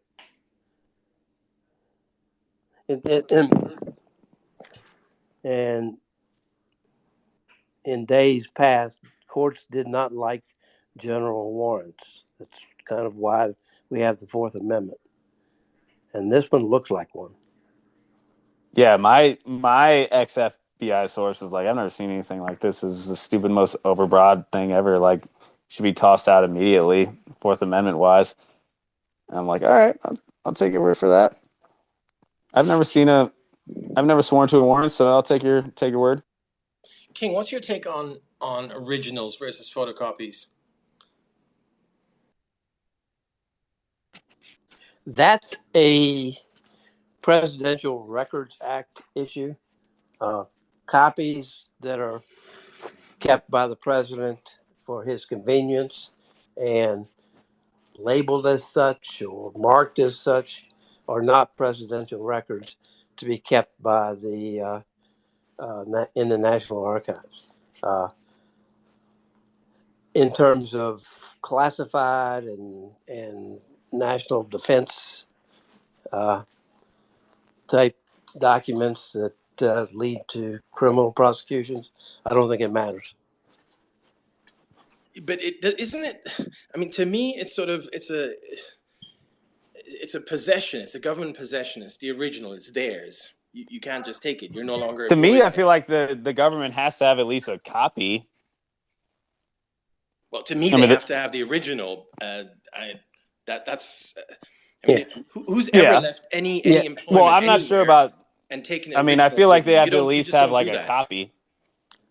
The Like if Trump wanted the like letters, like Kim Jong Un letters, I'd be like, all right, he can have them, and the government can have a copy. well, you understand, under the Presidential Records Act, the original belongs to the government and is to be kept at the National Archives. And if these are originals, which they appear to be,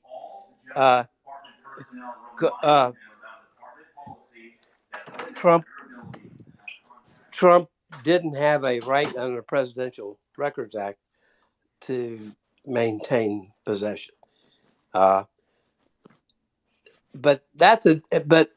on the other hand, there's no criminal sanctions applicable to a dispute over whether Trump or the archives get to keep the document. That's subject to negotiation, and you work it out. But where the Justice Department is coming against Trump is, look, you didn't have a right under the National Records Act, the Presidential Records Act, to keep these originals, and you obstructed the National Archives and the Justice Department from, one, knowing you had it, and two, you hid them, which is obstruction. That's where they're coming from. Yeah, not good. I gotta say, is that as I keep looking at, I'm just still kind of a bit flabbergasted that these are originals. That to be honest, that had just not crossed my mind that they would have just taken originals. That just it's so alien, the idea of that. You can't leave a workplace and take originals of anything. Just don't do it. It's just why, Well, who packed this shit? That's what I don't understand. If they are originals or whoever the heck, the GSA people are like, oh yeah, we'll just throw them in there. You can you can take it to the bank that Trump did not pack any of it. That's true. Well, yeah, that's guaranteed. I feel like, I was like looking at like Cassidy Hutchinson was like the coordinator at GSA. I'm like, oh, she's got to be involved in this. Entrapment. Zal Hutchinson. It's like, I'm just going to throw as many top secret documents in these boxes, originals. That'll get me out of anything. I do see a scenario where Trump just said, no, I want these, put these in my boxes and take them. And no one's going to say, at that point, there was no one left to say, you know what, not a good idea. They're just like, well, whatever, fine. It's like, what, you're going to go against a presidential order? But at the end of the day, like, they got him back. Like, it was so stupid. But actually, I mean, I have no idea what these are. So. Yeah, I mean, look, cool. Clinton took all the China and all that stuff. I mean, those are goods. Those are things that's theft. Those are originals. Those are all originals. I don't care what it says. Again, if it's declassified, he was a president, fine, take whatever you want. Just don't take the originals. Yeah, if you take the China, that's an original. So to me, I'd kind of put that in the same category. So I'm not judging here kind of what penalty there should be, or if there's, I don't think there should be, but it's just mind-boggling how badly they fucked up such a simple task. Just get someone on it, get photocopies, and just give back the originals, and no one's ever going to say a word. Before we segued into Danchenko, I was about to say something about, we were talking about how Trump or his side views this whole dispute. We haven't really talked about how the DOJ views it. Uh, I gave you my opinion that initially they conceived of a grand jury subpoena as a means of getting their hands on these supposedly declassified documents that they didn't want to see the light of day, the signals intelligence and et cetera, that the crossfire that Cash Patel and his group had found and talked Trump into declassifying. That may have been the initial thought, but somewhere along the line, somebody in the DOJ and the FBI, I'm sure, the light bulb went on over their head and they said, we can get Trump on obstruction. The way he's handling it, or the way his legal team is handling it, he's not talking to his legal team. They don't know what he knows, and we know what he's up to. And they have been maneuvering an obstruction charge against him from, I'd say, May at least.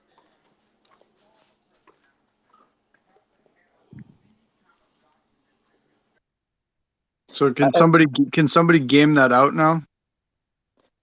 I was just going to say, I think they're always going to have a problem. It's the same problem we're talking about, and it's the worst thing about Trump, and it might be the thing that saves him, is he doesn't know any better. And if he was told or assumed or whatever that this stuff is declassified, I said it was, and therefore it was, and I said it's my personal records, and therefore it was. I mean, that's going to be a big fight. And I think King's right that the judge, if such a thing ever got nearly that far, would be a big, that's going to be a huge part of this. But honestly, like, did Trump have an intent to break the law? And I think that's going to be really hard to prove if this actually went to court.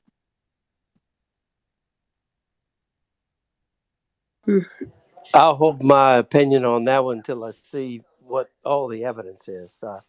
We don't know what Trump has done. We don't know what the government can prove that he knew and didn't know. So until we get those facts, it's hard to say.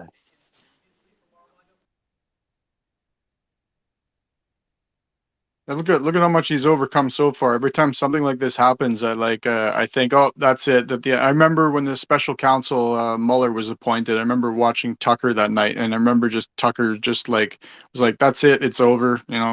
Special counsel's a heat-seeking missile. Game over. I was sure that he was right, and then every time something happened after that.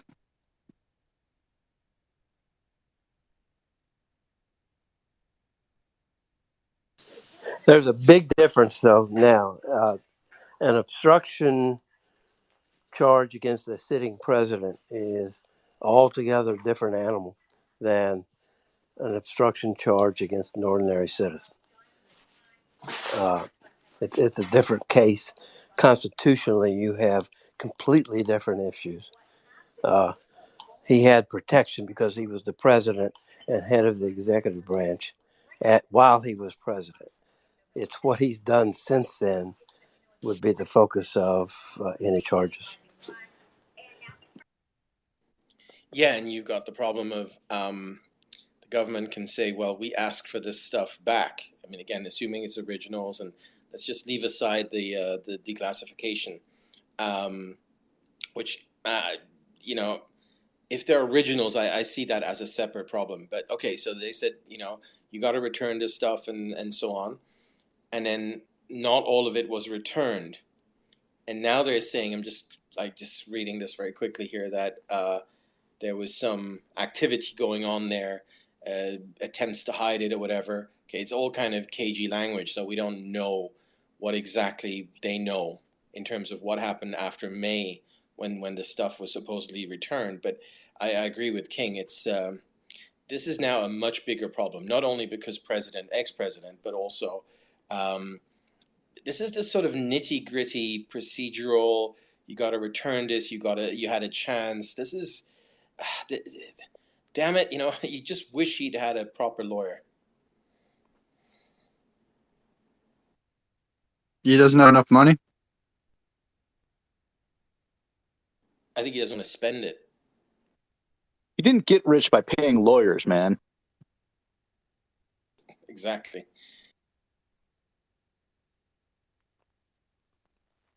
We'll have fun, whatever happens.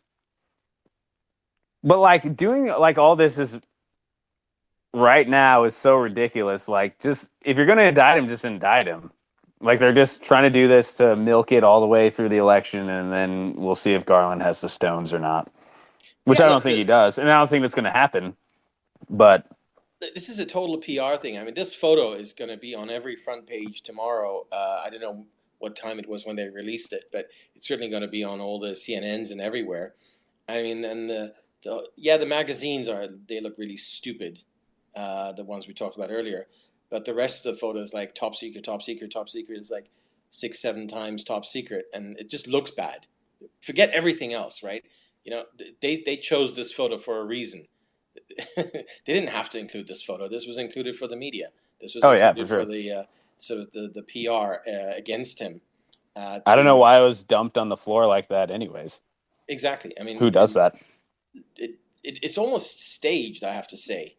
It's almost like they told one of the agents, take all the worst stuff that says top secret and take a photo while you're there.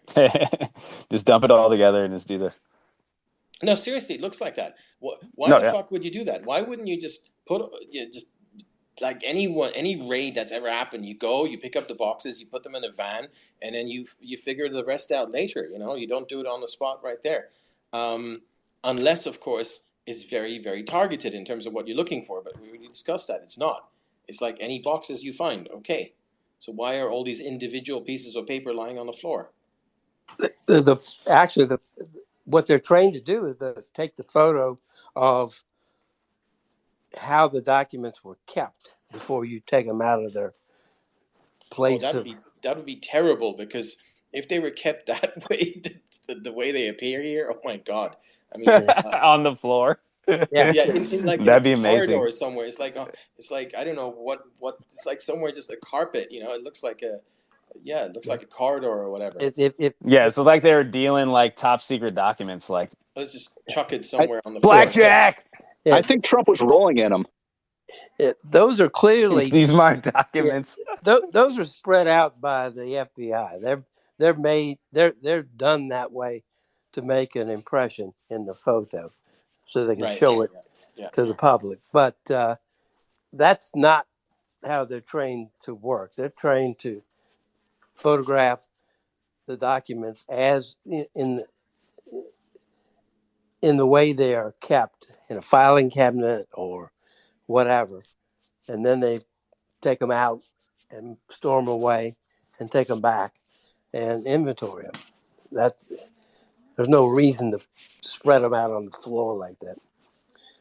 Yeah, but it's good PR. I mean, can you imagine all the people who've been losing it these past few weeks because of nuclear codes or whatever, and now it says top secret and human intelligence and top secret and whatever, and there's all, it's just, it looks bad, and I'm not judging it at all. And when I say that, I don't mean that in a legal way or anything like that, even though I think that there might be a problem here too, but just mainly from a PR perspective, it looks like a snapshot, just a casual photo. But the more I look at it, the more it was sort of, they chose this one. Maybe this photo itself wasn't planned, but they chose this one to include in their filing purely for PR purposes. Do you guys think there's any chance that, like, after like a round of golf, Trump would just go back into his cellar and just jump like Scrooge McDuck, like dive off the diving board into his top secret documents? Is there any chance that they would have been on the floor like that? No, and that guy, I bet anything that Trump has not looked at these documents since 2020 or whenever they came across his desk. I mean, that's the issue that they're going to have, and they're going to need people to flip to say, down, Trump told me to go down and move these from location A to location B. Because otherwise, what are the odds that Donald Trump was, or his fingerprints even on anything in that room? Maybe, but very well not. It's they're going to need some actual evidence that and that will take people flipping. And I'm not saying that hasn't already happened, or there seems to be some witnesses that, whether in the Secret Service or whatever, but that's going to be where the rubber meets the road. I mean, I'm not a lawyer, and I've learned everything from King, so if I'm wrong, it's his fault. He can take responsibility, but it does seem like they're going to need some help.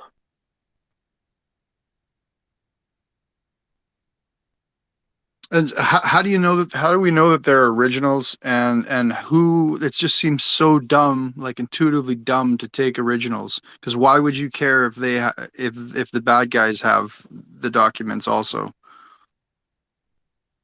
That's where I'm not actually sure. Like, I don't. Who's saying these are original? Like Hans are saying this original, but how would we know that?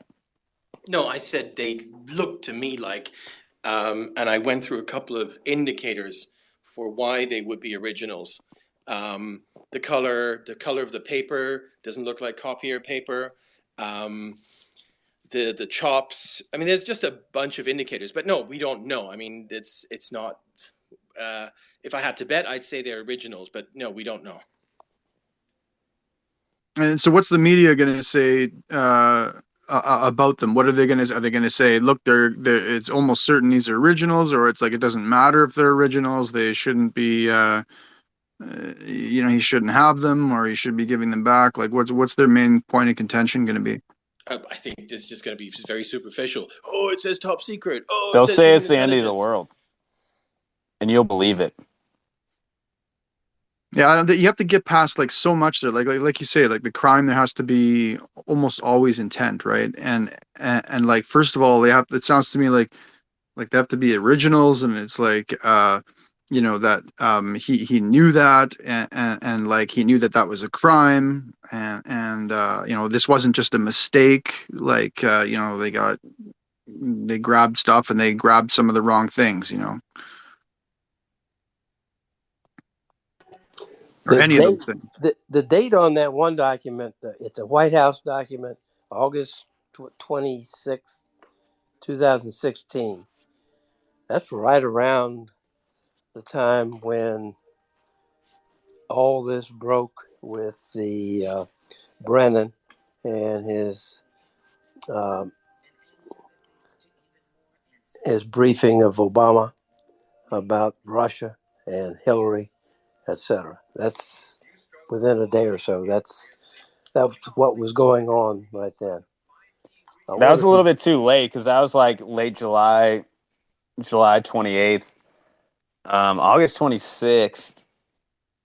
I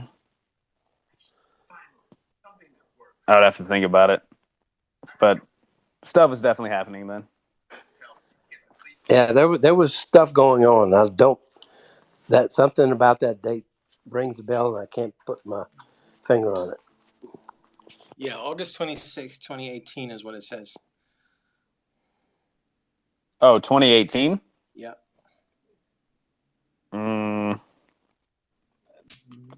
That's like post like Natik show indictment, right around.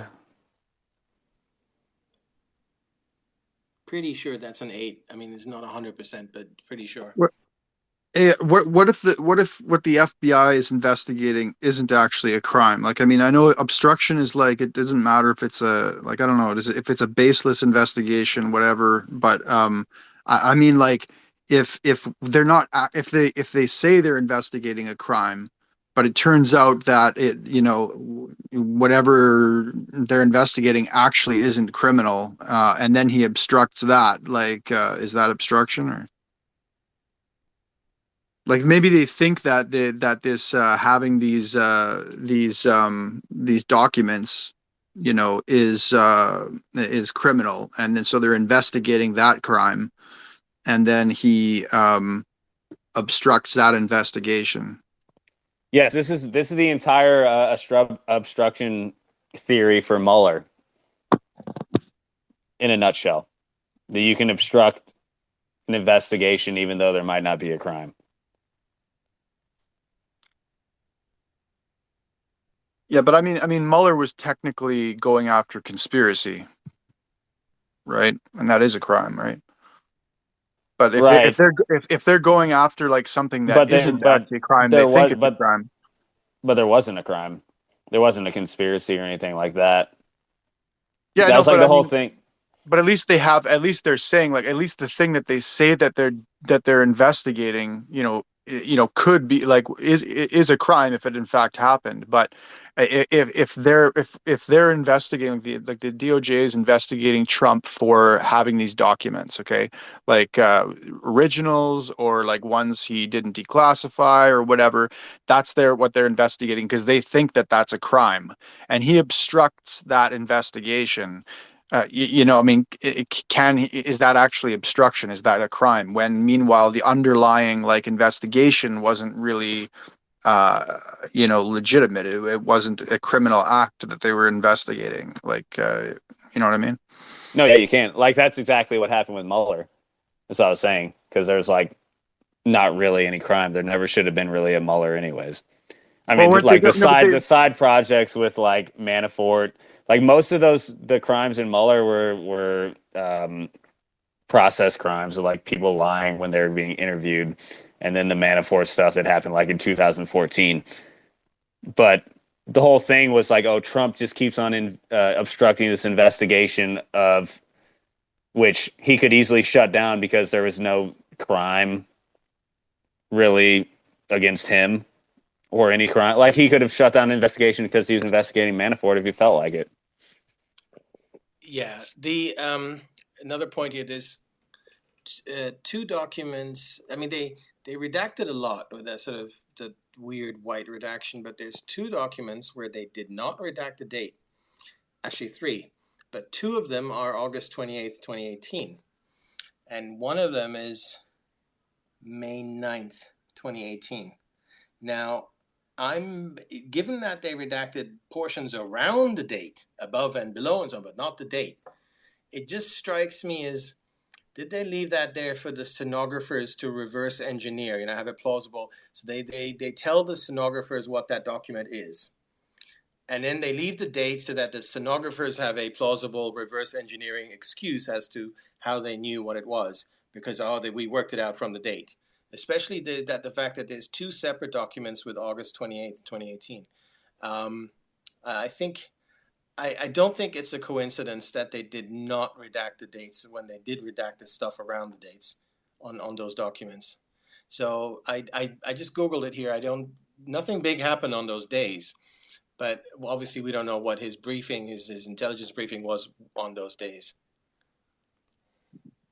Don't you think he consulted with Kash Patel on this stuff? Like Kash Patel would know more than anybody about like procedural stuff, wouldn't he? I mean, maybe he's like, is he a lawyer? I think he's a lawyer, right? But like he would know, like, and I'm sure he talks to Trump, right? Like, wouldn't he make sure that they would cross all their T's and dot all their I's? Yeah, did Cash have time to go in that basement? And I don't think so. I mean, Cash has a lot of things going on, media and all these other things. He needed someone devoted to just this task, and preferably 2 years ago, not now. But even in May of this year would have been good. At least return all the fucking originals or things that look like the originals, and just make copies or take photos or whatever. I still can't get over that. So I Cash think has the said, next thing we'll have to do is look at his tweets from those two dates and see if we can work out. I mean, the stenographers will tell us soon enough because they're going to find out some other way what's in those documents because someone is going to leak it to them. We're going to have to take the hard route, but we'll figure it out. on Cash, he has gone on record saying he has no idea what Trump had at Mar-a-Lago, apart from the 15 boxes that got sent to the National Archives last January. He's not been to Mar-a-Lago. He's not seen or been through any of the boxes. The lawyers, Trump's lawyers, should have, but reading or kind of reviewing what people are saying about what the filing says, the DOJ is calling Trump's lawyers out as lying to the public.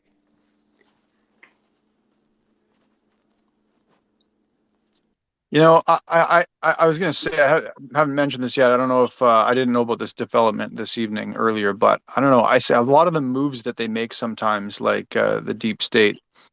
It's like we just assume. I assume a lot of times that they're doing something so brilliant or whatever, but maybe they're playing whack-a-mole. Like they're trying to cover up all this stuff, and it's just like they really are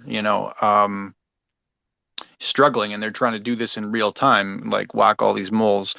And like the raid looked like up until tonight, everyone was saying, and I don't know, maybe it's still looks like a big slip up and a like what was that today or maybe yesterday about it looks like they're kind of like Chris Ray looks like he's sort of tightening up the ship, or whatever, like saying nobody's talking to senators or nobody's talking to Congress people or whatever without permission or whatever. Like, what's all that?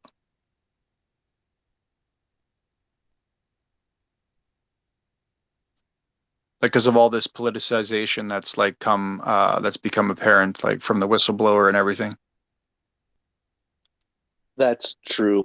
Quick sidebar. We could really, really use a really good Spygate timeline that's searchable, and whoever's got the tech skills to pull that off and can take the data and like we can supply the data. There's plenty out there, but we need someone that can kind of, put it all together in a way that can feed it all together, and it would be super useful. I'll tell you this: Michael Cohen was like indicted August 21st, 2018. That's the closest thing I saw, but It just looks to me like they're making mistakes. Or I didn't see this thing tonight. You guys are making a big deal out of it. These pictures of these top secret files and how they might be originals and whatever, and how somehow you guys are convinced that there's going to be obstruction charges for sure now, even though like a few days ago everyone was saying that there wouldn't be, like they wouldn't be doing any of that. And to me, it just looked like the Mar-a-Lago thing looked like a complete like embarrassment and black eye. Um, what's changed?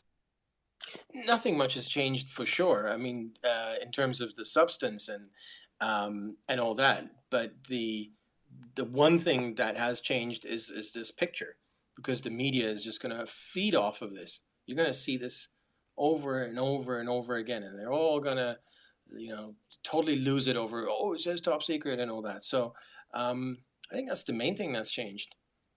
And that's why yeah, they but I put it still out don't there. even know like what these are. Like those could be lists like the paperclip things that were stuck to the boxes. They're like saying that like you can tell that sheet that's folded over, they don't have like a cover sheet with that has those top secret thing. Like what we saw from the things that were taken away from Mar-a-Lago, all they said like these boxes were labeled top secret, blah blah blah. Like you can see there's like paper clips stuck to those things. Like they could be the things that were on the box.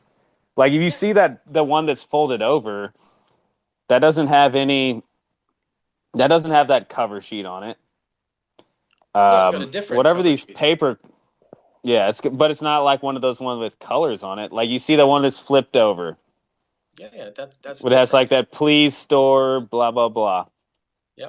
I feel like on all these, you can see there's like a paper clip on the secret one, on the top secret one. I feel like those are ones that are just on the outside of the box, but I have no idea.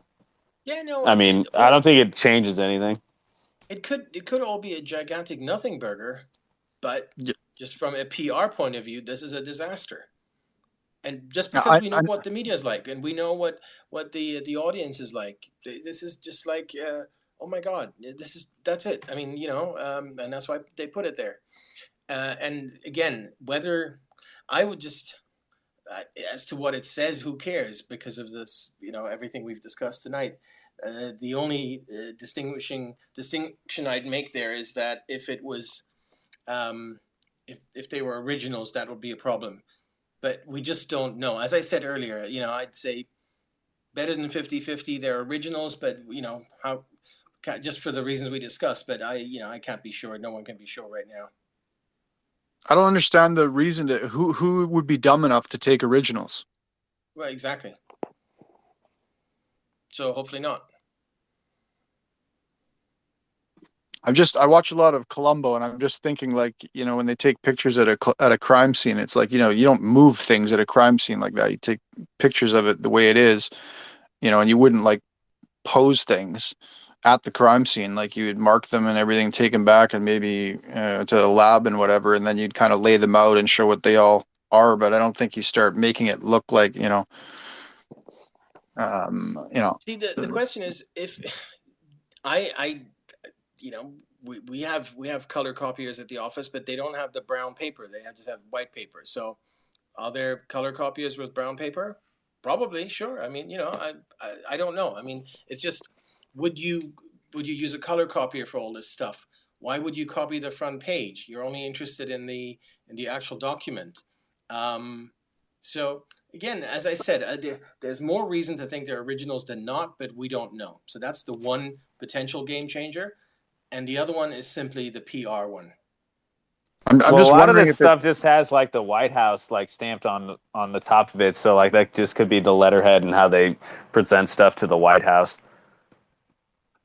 Right, but say if I was tasked with, Which also I'm not like even actually like, usually intelligence comes like not to the White House. Like usually it's like from whatever agency, then it's like packeted to whatever they want to present to the White House, or it's brought to the White House. Usually it's not like intelligence doesn't usually originate from the White House. So like they probably just put it on whatever White House paper that they have to present to the president or something like that to make it look good.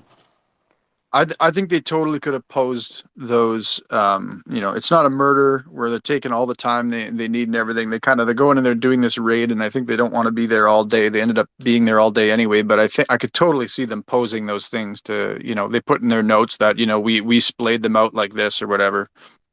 Well, But no, I'm just looking at it closer. Like all that stuff has like the White House stamped on it, and then even like some of you see the seal. So whatever it is, it's not. I don't think it's originals because nothing originates from the White House, from what any intelligence or anything like that. So I don't think they could be originals because most of it doesn't originate there, from what I understand about intelligence. Yeah. I'm looking at a tweet by Foyafan, and he points out he's got a copy of the grand jury subpoena that was issued May 24, and it seeks production of documents that are basically marked classified in some way, in various subcategories of classified documents. That's what has to be produced under the subpoena. Then you get next to it is a certification signed by one of Trump's lawyers, blacked out, but we know who it is, who claims to be the custodian. And the certification says, I've been designated to serve as custodian. I understand this certification is made to comply with the subpoena in lieu of a personal appearance and testimony based upon the information that has been provided to me. I'm authorized to certify on behalf of the office of Donald J. Trump the following. A diligent search was conducted of the boxes that were moved from the White House to Florida. The search was conducted after receipt of the subpoena. Any and all responsive documents accompany this certification. No copy, written notation, or reproduction of any kind was retained as to any responsive documents. So what they've got on Trump is that sworn certification. I hereby swear or affirm that the above statement is true and correct. They have that sworn certification saying, I looked at everything in all the boxes, and there was nothing there. other than what I'm sending you right now. And they do a raid, and they find more stuff. So somebody lied to them or didn't do a search and lied about doing a search. And so they've got prima facie an obstruction case. So There's yeah, no that's why I way. always thought, I'm like, oh, these lawyers are like targets because why would they Yeah. sign to this stupid shit? So they're all like, oh, they didn't let us see the warrant or anything. They didn't let us monitor this. I'm like, because probably because you guys are targets. That could be, but I mean, they. Well, what is Trump? Is Trump going to order them to do that? They're not going to break the law, right? Are they going to take someone's word for it? Like they're not going to get themselves in trouble. They're going to get a subpoena, appear before the grand jury, and explain how it was that the FBI people involved in the search found all of these classified documents. Well, what does it say? Like, does it say like, as far as I know, none of these things are classified, or say classified markings? It's basically says I've looked at all the boxes and nothing.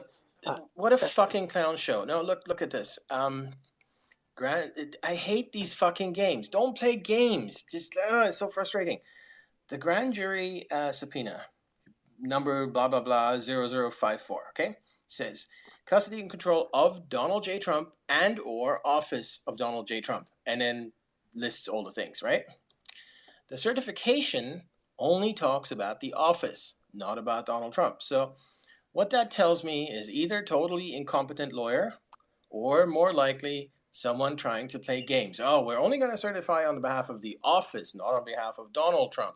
And it's so fucking frustrating. Just get someone proper, someone professional to do this properly. And this certification is a joke. I mean, King just read it out, but I'm authorized to certify on behalf of the office of Donald Trump the following. Yeah, and then it's pretty clear. They should have put in a lot more in terms of provisos. A diligent search was conducted of boxes. This search was conducted after receipt of subpoena. Any and all responsive documents accompany this certification. No copy, blah, blah, blah, was retained. I mean, there's no qualifiers in there. This is pretty poor. What's responsive? I guess that's a question, because if they disagree with what's classified, what was the subpoena asking for? Oh, a lot. So that's not going to save Trump or whoever did this form. Yeah, every single classified document. So every single possibility. That's the question. If Trump's people say they weren't classified, then it's not responsive. No, marked classified. No, marked. Right. Okay. It says marked with the bearing markings of, and then it has a huge list of top secret this, secret that, secret whatever, confidential this, and just every single classification marker there is on there. So that's not gonna, they're not gonna be able to get out of that. So yeah, no, as King explained, the problem now is that there's the certification saying we gave everything back, and here I signed and I promise, and then they went in and then they found all this stuff. So now in terms of the photo, all that matters is that it's marked classified. Nothing else matters because that's the responsive document. So and now the government's in a position, if they want to go there, they can twist the arm of the lawyer who signed this. And how does this come back to Trump, though? That lawyer can flip.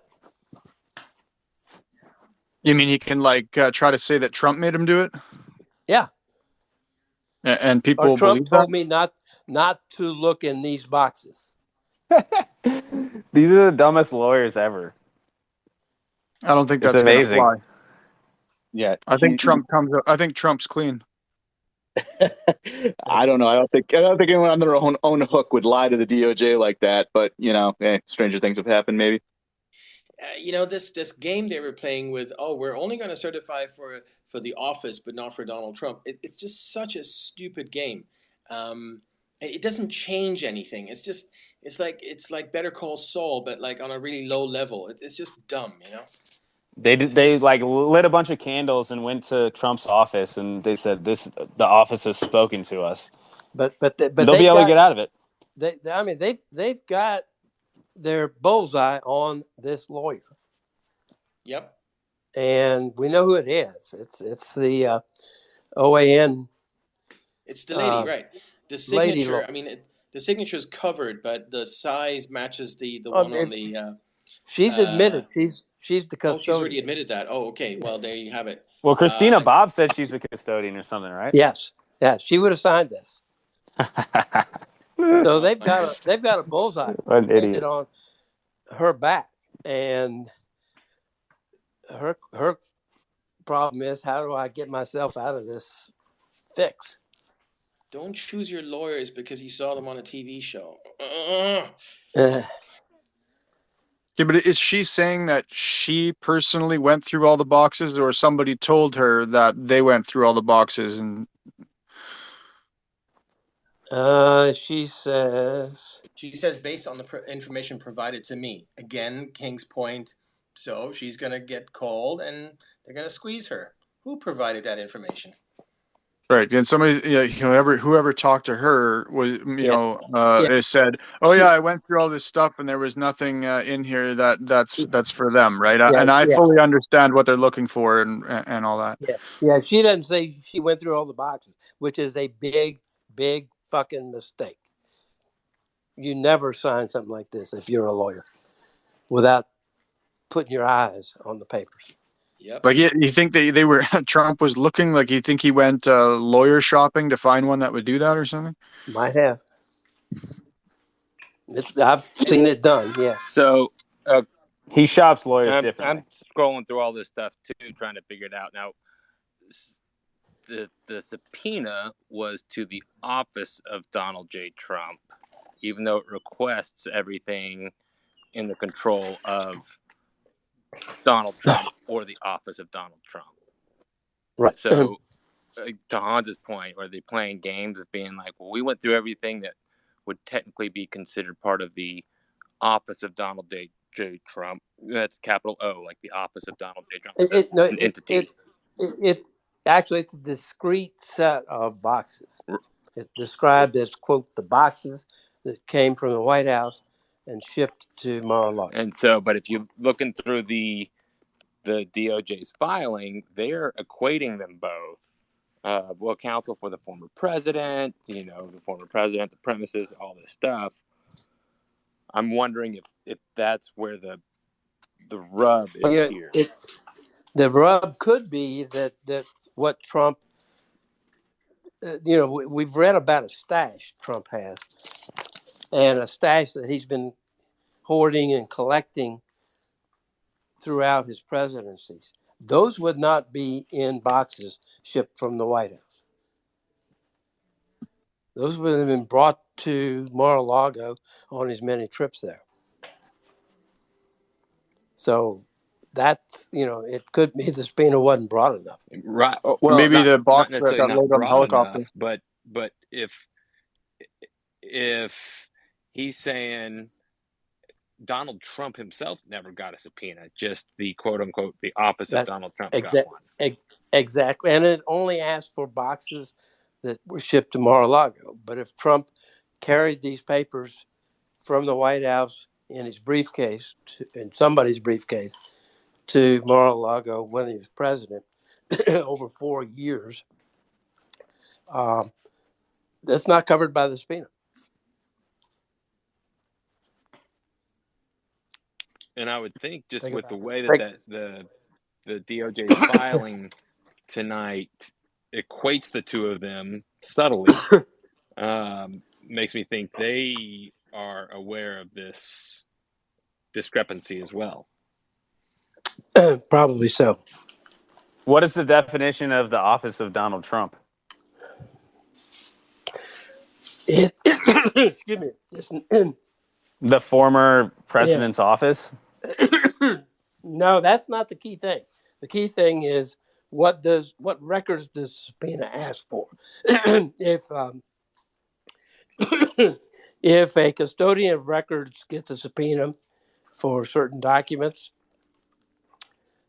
and it turns out that those documents are in somebody else's office, and the custodian has no custody or control over them, that's the answer.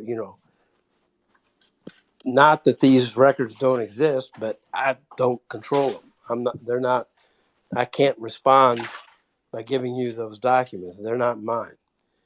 Right, but what is the definition of the office of Donald Trump? I don't. Let me see.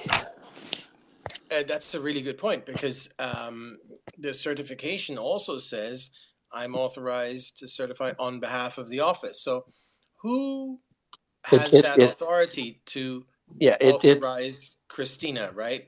Yeah. And It's addressed to the custodian of records, the office of Donald J. Trump. So one, it's the person who responds has to acknowledge they're custodian of some records. But the records are defined to be those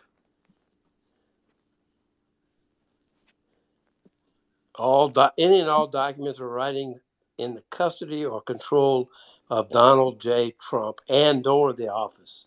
So it includes the anything in Trump's custody and or the office's custody. But can they request that And then, but the just from certification, the office? the certification is limited. It doesn't include everything that they ask for. I mean, they could send me a subpoena and say everything under the control of Walker or Fool Nelson. I mean, sorry, I can only Yeah. certify Walker stuff. Like, Yeah, you should have sent a subpoena to Fool as well. Yeah, the certification. I'll certify both. Yeah, the certification is You would. more limited than subpoena. Can you explain it like as if just for simplicity? Let's assume this is probably silly, but it's just Trump and his lawyer. Okay, so the lawyer is the way that Trump communicates with the outside world and gets his advice about his legal advice. And so DOJ speaks through the lawyer to Trump, and Trump speaks to the DOJ through the lawyer. But the lawyer doesn't look in any of the boxes or anything, and just explains things to Trump. Okay, Trump, you got to go through all those and make sure that anything that says classified or whatever. Make sure you understand here now, right? They're not saying we want everything that's classified. We're saying we want everything that's marked classified. It could it have gone like that, for example, and then how could maybe Trump is just this is how he's having his dispute with them. I mean, sounds like it's gone back and forth a few times, and they probably disagree, about what, I mean, some of this sounds like it's even kind of like not settled, or maybe it is all settled. I don't know. I think there's a few court cases in the 82 or something like that or whatever about presidential records and whatever. But you know what I mean? Trump could just be playing games with them where he's like, I don't think you get this and whatever. And the lawyers just says, look, I didn't look through any of this stuff. I'm just saying that this Trump looked through it, and he says it's not in there, the stuff you're looking for, right? It doesn't say who looked. That's problem one. Problem two is the subpoena is way broader than the certification. Subpoena asks for all documents. I'm just trying to understand how this could control of Donald J. Trump. And if Donald J. Trump is separate from the quote office of Donald J. Trump, then the certification didn't respond to the issue of whether Trump had documents outside of his office. But does it need to, I guess? I mean, think of it as either that, if it you said either need to Donald answer J. it Trump or the object Donald. Oh, exactly. Okay. Yeah, they should have objected. Forget about. I mean, and maybe they did, and they just haven't. They didn't attach that in their filing, a separate letter or something saying, "And we're not going to address anything for Donald Trump personally." It just looks like it looks like there's some kind of con game going on, and I don't think there was. I think they're just incompetent. But anyone who's ever dealt with any bureaucracy, you know exactly how this works, and especially in a legal sense. You get this grand jury. You know what you do? You take the exact sentence from the grand jury subpoena and you copy and paste it into your statement. Exactly the same words. I have looked at the records of Donald Trump and or his office. Just use exactly the same language, and then you sign off on it. And if you're not Yeah. able to do that, then just don't. Then object, right? Those are the only two options you have. But if you're not able to do the copy and paste, if you start playing around, if you just, only the office, but not Donald, but only the boxes, not things outside of boxes, you're just going to arouse huge suspicions, especially amongst people who hate you anyway. And it's just terrible. It's just, Yeah, exactly. And you're a lawyer, right? You're a lawyer, Hans. And so like and probably, typical like lawyer, I mean, you're probably exceptional, but you know what I mean? You would say, I'm not signing off on this unless I look through this stuff personally, right? Especially this high level stuff you're dealing with, this highest level stuff. But he could shop around and just find somebody, and maybe Trump even says, look, I can have any lawyer I want.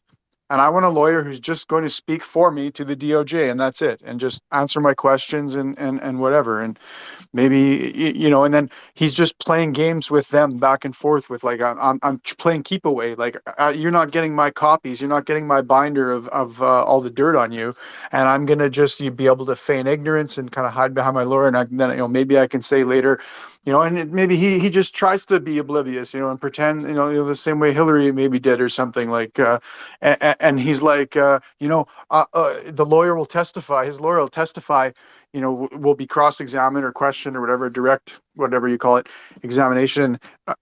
Did you explain to Trump that he was to turn over all documents that had markings classified, as opposed, you didn't say to him, okay, just the ones you think are classified or that you declassified or whatever, the ones that have markings on them, you know what I mean? And then Trump can play, oh, no, I still didn't think, and he could just play dumb or something like that, and maybe it's that kind of a game, you know what I mean?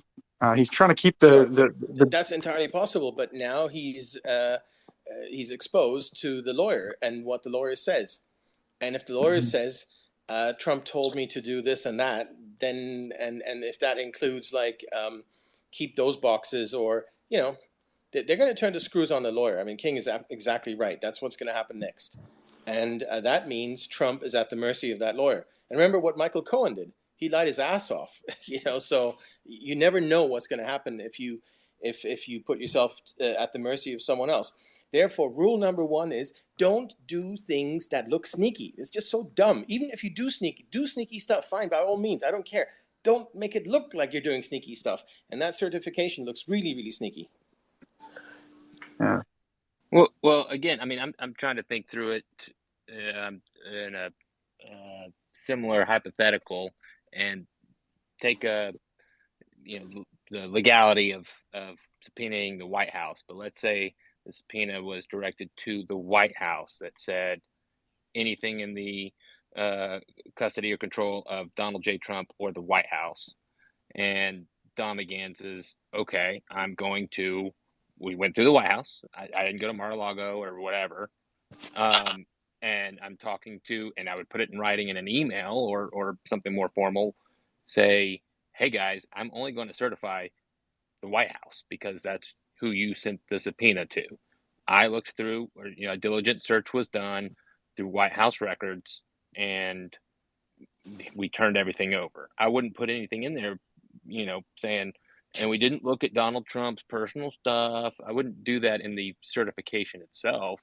I would definitely put it in writing, but and we don't know if this attorney did that. Now it's sneaky. It's I don't know. Maybe they issued another subpoena to Trump personally, because this was back in June, and then it took them till August to get the search warrant. I'm just trying to think through what must have been going through that attorney's mind to not necessarily be, I'm going to pull a fast one on him. Well, so Well, what would you guys do? What would you do if you were sitting on this 1.5 foot binder of like damning documents that the DOJ wants, and the deep state's trying to get back, and you're trying to hold on to them, and they've got the whole power of the government to come after you? What would you do? Like, how would you keep the documents from getting vacuumed up? Just I'd tweet them all out. Take pictures No, and give them seriously. take pictures and give them to Chuck Grassley, and then give back the box. So why didn't Trump do that then? Or maybe he did. He's No, he Trump. probably didn't. Look, It's Trump. it's Trump. Look, the other thing is, no disrespect to this Christina. I'm sure she's a lovely lady. But if you get a grand jury subpoena and it's pretty bad at that point, and they're really coming after you, at least get someone really credible to sign that certification. That's another thing about the sneaky look. Again, it's just about how it looks. And again, I have no reason to suspect that they were trying to be sneaky. It just looks bad. That's the point. I mean, the content looks bad. Not using the same language looks bad. Adding things, that looks bad. But it also looks bad who signed it. Like some lady from OAN. No disrespect to the lady, but you want to get like someone, maybe former DOJ or whatever, then, at least there's some credibility that goes with it. I'm just saying it's no small task, right? Like I wouldn't want to have to be the one who's got this 1.5 foot tall binder that the DOJ is coming for, and I've got to figure out how to, be able to get it out to the world, even though DOJ is dead set on coming and taking it away from me, right? And they could raid me at any time. He doesn't know when it's coming, and I don't know who can he talk to about this anyway? Like, is any of this like I don't know if any of it like has Well, the point is, he knew about that day one. The minute he wasn't president, he had exposure. So either you send it to someone in Congress or the Senate that has some protections and they could read it in the congressional record that day and there's no problem there. You could, do something like leak it to WikiLeaks, or, you could do a lot of different things. And while you're president, you could do just about anything. But as soon as you're not president, all that goes away. You're a citizen. You're just Joe Blow. And Trump, there's no question that Trump wasn't thinking along those lines. I mean, this idea that he was keeping this as a secret weapon and waiting for just the right time to drop the bomb and blah, blah, blah. I don't think that there's any possibility that that's true at this point. He had it as a collection of his personal trophies, and I don't see any other way around it. So how easy is it then when he was president to get it out and, face the political backlash from that and everything, and doing something unprecedented like that, just releasing all that? Like, you see what happens when Julian Assange puts it out and he he redacts all the names and everything, but then they can still figure out your methods or whatever and everything, and then you risk it, right? When you're the president, he could have tweeted it out. He could have gone on NBC News, Fox News, whatever. He could have done anything he wanted to do. There might have been some backlash. There might have been backlash, but he had a really good legal defense that I'm the commander in chief. I can declassify whatever I want, and if somebody wants to come at me, let's fight about it in court. That's way different than when you're a private citizen. You're keeping things in your basement. You're going to have way more problems. Yeah. Was he going to wait like 25 years or something until it was okay to release or something? Is something changes after a statute or something? Is there a statute on that? Maybe he's thinking, way down the line, the longer down the line it is, like he can reveal it and nobody gets hurt or something. I don't know what he's doing. Like I was thinking, is he trying to release it at an opportune time, like just before the midterms, or is he thinking? One thing I'm wondering is, like, does he need to release the 1.5 foot tall binder to get reelected, or does he think he can get reelected without doing that, and then once he's president again, then he can release it? If I had to guess, he never gave a thought to the 1.5 foot tall binder after the day he walked away from the White House. Aside from, I've got some stuff in my basement that's pretty cool. Yeah. I mean, if only he'd also, pardon Julian Assange. If only he had leaked the foot in the hole, declassified the binder.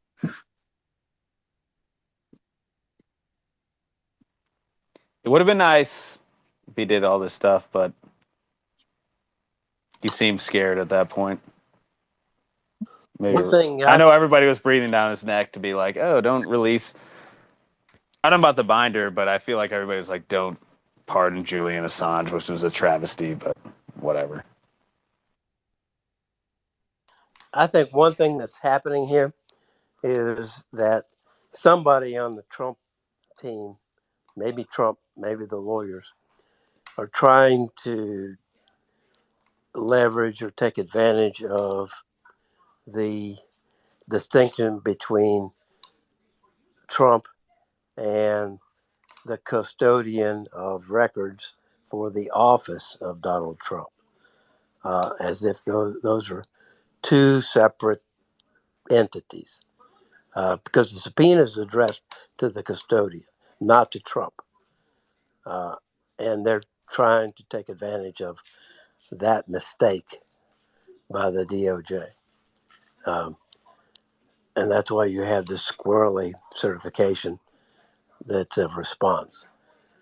So it's that alone, I think, may leads me to believe that that by itself is not going to lead to prosecution. But they think they have more than that.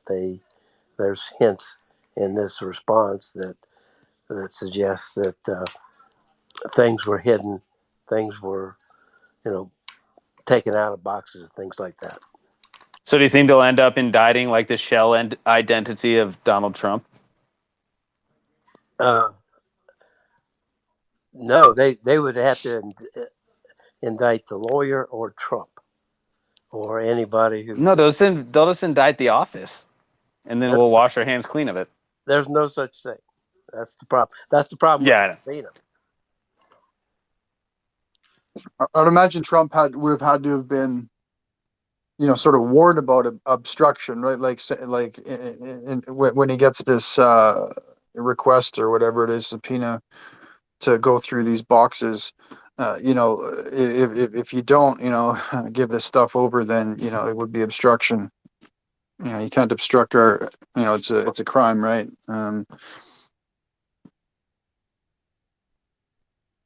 Yeah. I think we're back to where we were, which is they've got enough here to paint a target on Miss Bob, Right.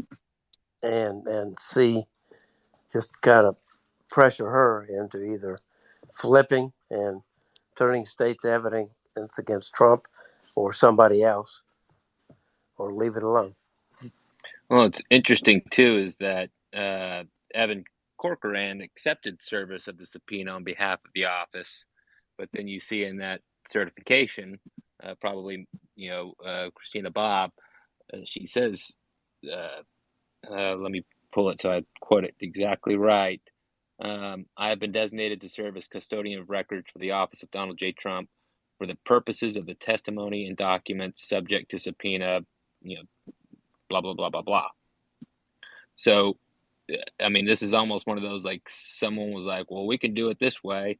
I'm willing to sign off on that, and I'll fight them tooth and nail. Well, good luck with that, Christina, because it's not going to look good. Even if you don't get indicted, you're not going to look good in the court of public opinion.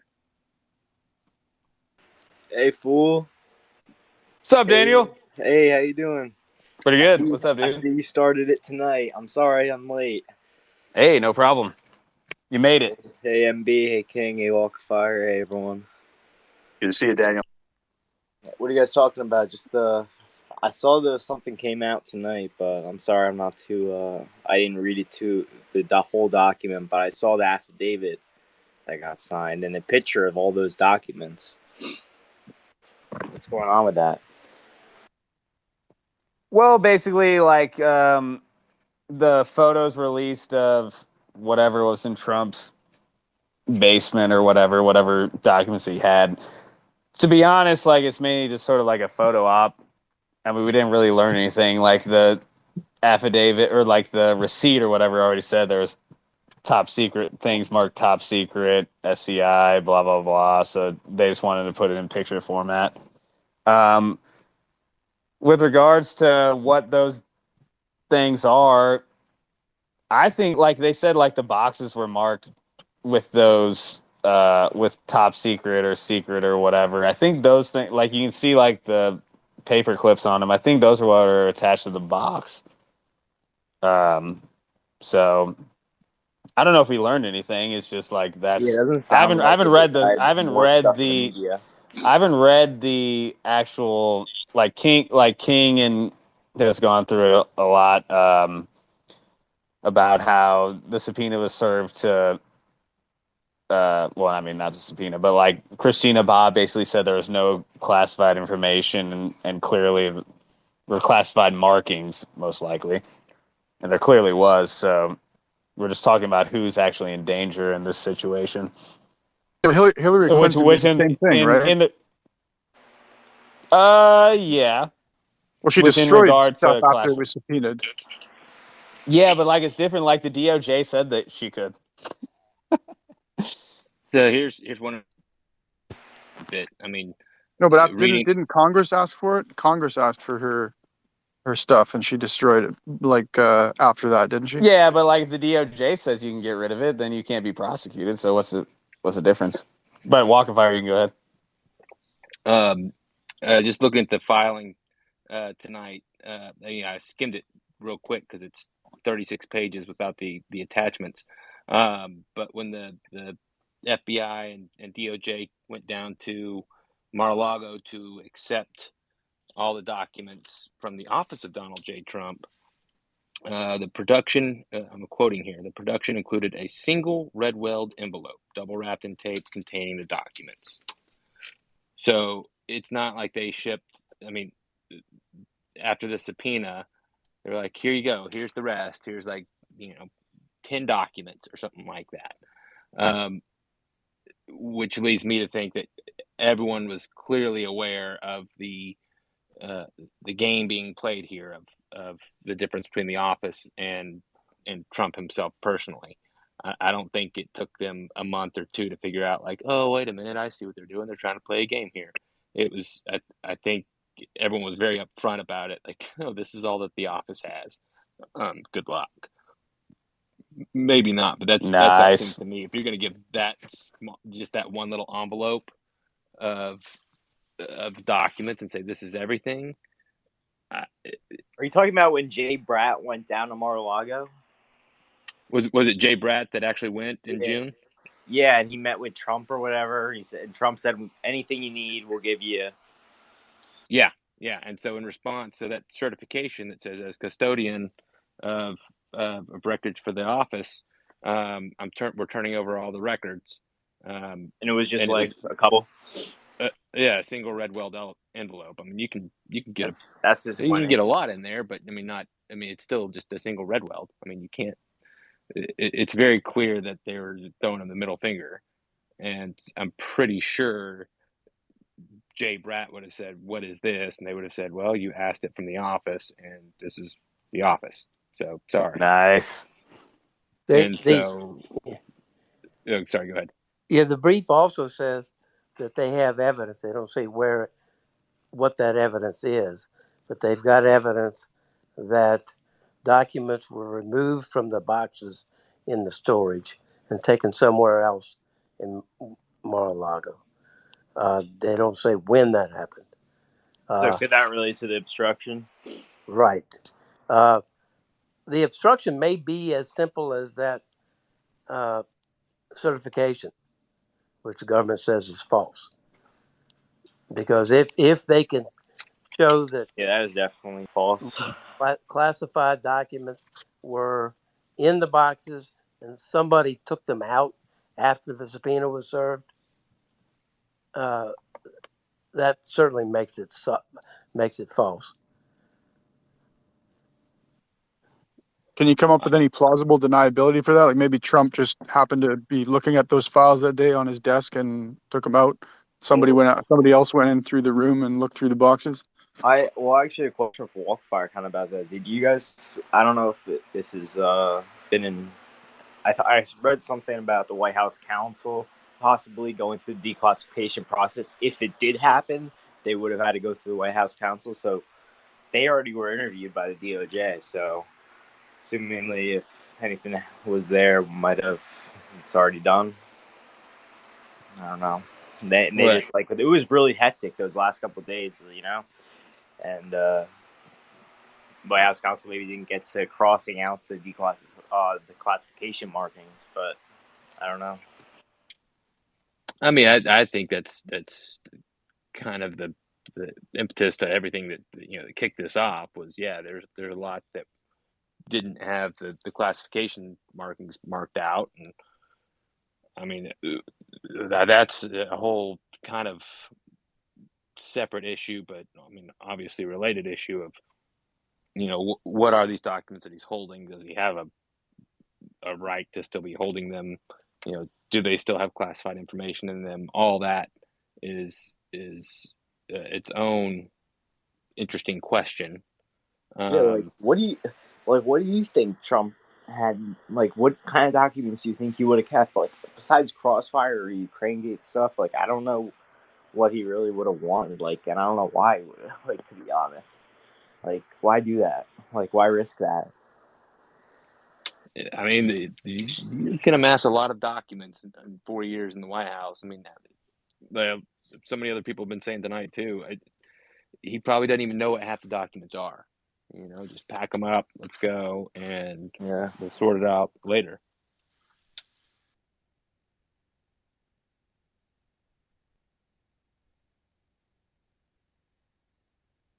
very frustrating situation. But also, like, it's not like he doesn't actually have to go through the White House counsel to declassify anything. Well, I think like I'm just talking about like traditionally, all declassified documents have the classification markings crossed off. Like that's the official,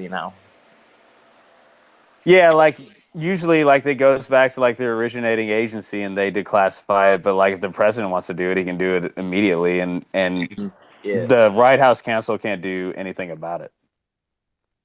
Oh no, I didn't mean like stopping them. I just meant as like part of their job to like declassify them. Yeah, they give him Could be advice wrong. on if it should be or whatever, but in the end, it's the prerogative of the executive, I would say. Gotcha. So let's say, everything in all those boxes was declassified, right? Then can he just like do what he wants with them? Can he just like deliver them, to people's houses if he want? Can he stick them in the mail, or like how does that work? What was his plan for what to do with them, the damning ones, assuming they were declassified? And I mean, obviously he's got to like, I mean, you need redactions, obviously, right? Classification isn't entirely the issue. It's if they're government documents, if they're originals, especially, they belong to the government. So it doesn't mean you can just take them home and do whatever you want with them. So the Presidential Records Act speaks to that, and it he just seems like he's done a lot of things slipshod and wrong. They're going to potentially bite him in the ass that didn't need to happen. And this may well come down to, okay, Christina Bobb said she, is attesting to X, Y, and Z. Obviously, she didn't go look for herself. Well, who told you this? It probably wasn't Donald Trump. It could have been anybody sane. You wouldn't talk to the person that's talking to, you would have it's like the mafia, right? It's like, you have intermediaries and cutouts. With Trump, you don't know, but chances are there was somebody in between. And were they getting, orders from Trump? Was there a telephone game that there was just a mix up? It's really hard to say, but I think it's going to come down to the devil in the details. Yeah, I mean, like, should the lawyer explain things to Trump, and then Trump can tell Barron to go look through it, and like Barron can come back and say, okay, I didn't find anything, and then Trump tells the lawyer or something. Well, it's all about who. Again, I'm speaking out of turn here, but it seems to me it's all about if you say that you attest to this, then you are saying that this is true. So somebody has to be saying that this is true, and if it's false, then you're on the hook. Well, and I think you can, whether it's Trump or not, and I think Trump could say it, I guess, like, nope, those are mine. So, but you can say that those are the offices. And so then the attorney is then authorized to say, okay, these are the offices, and that's it. And then they've got to go after Trump. And whether or not they did is a question. I think if they did, they probably would have put a lot of that in their filing tonight. And I don't think they did. And I think they went back and forth with him for a while. I think they're obfuscating several little details that when you start to look at what isn't being mentioned, the obstruction. Why August 5th? 2 months after this, are they suddenly saying we got to get a search warrant? We think things are being obstructed, And then if you go up higher in the filing, you can see little pieces where they talk about, oh, we heard that he was ripping up documents when he was president. And then if you remember the whole story with the photos in the toilet, the documents in the toilet that came out the morning of the raid. Like, there's a reason. I don't think that's coincidental timing. So I'm pretty sure someone said, oh, yeah, we think he's still ripping up documents. Maybe he was ripping up documents. I don't know. But those photos definitely didn't look like legit photos. But they're not bringing that up very heavily in this filing tonight, which makes me think that they did rely on it, and they know that that's very flimsy. How is Cash going to put out the documents? Probably through John Solomon.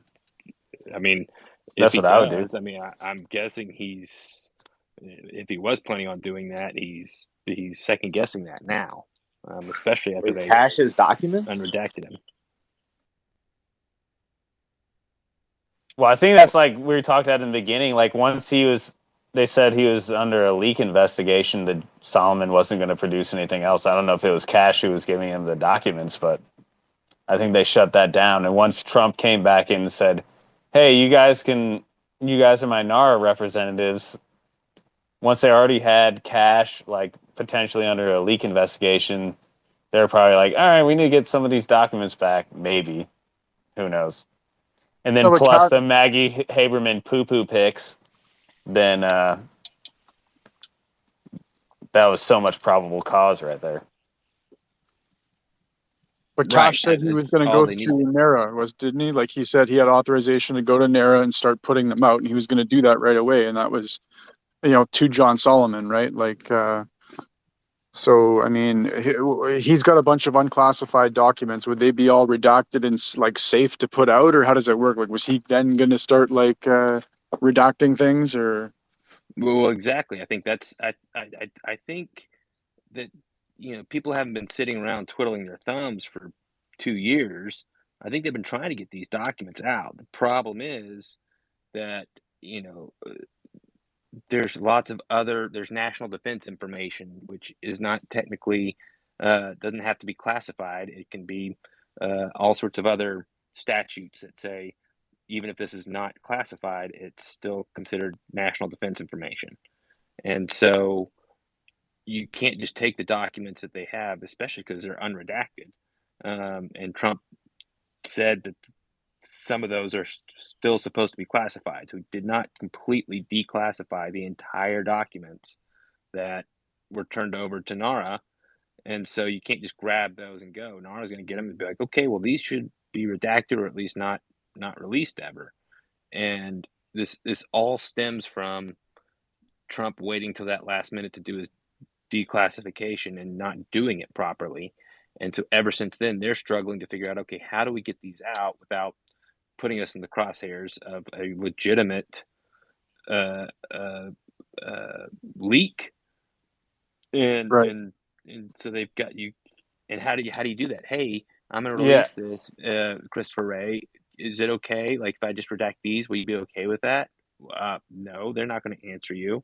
So you're stuck being like, well, I don't know what I need to redact and what I don't need to redact. I can redact everything, but even leaving Hillary Clinton's name unredacted or Joe Biden's name unredacted. I mean, you leave Joe Biden's name unredacted, that's the president of the United States. I mean, that's could be considered national defense information.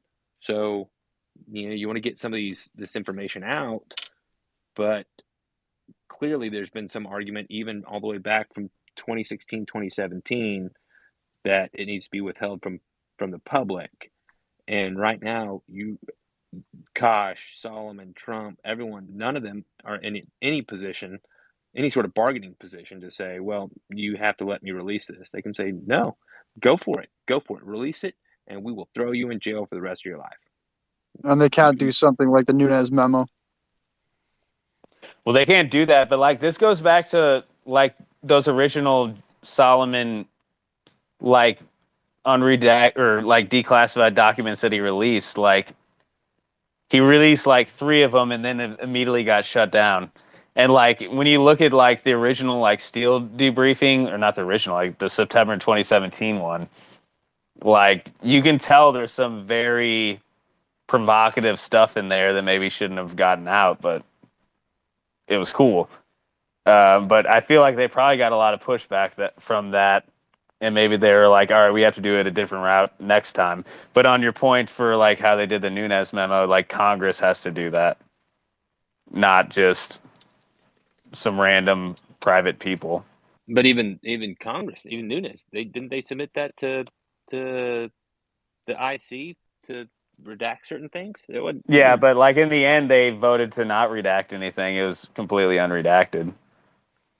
Yeah, I just meant in that style. I didn't mean that they would have the kind of like, they wouldn't be opening themselves up to legal, wouldn't be, it would be the same kind of style where they're talking about the documents without actually, revealing the documents. It all comes back to who's enforcing the penalty. And obviously the Biden administration is probably like, nah, we would probably be like, oh yeah, we can enforce the 793, and then maybe somebody else wouldn't. Like this 793, this national defense information thing seems like super subjective. So it's like grossly negligent versus extremely careless. So I mean, Trump, when he was president, he should have looked at the whole thing and just made a determination, with his advisors and everything, and said, look, the benefits outweigh the costs of putting this out. That's what it always comes down to, right? Like there's going to be some amount of maybe exposure, but you're revealing like maybe some big, conspiracy or something in exchange for it. If he did it while he's president, nobody could tell him not to. But he's not president anymore, so.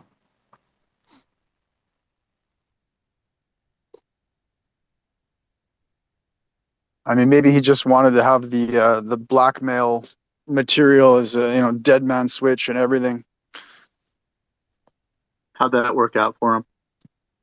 Yeah, well, I'm saying that's maybe all it was. Didn't work out good for us anyway, if that's what it was supposed to be. He's like been on death row for the last like 7 years. He's made it out every single time though, so.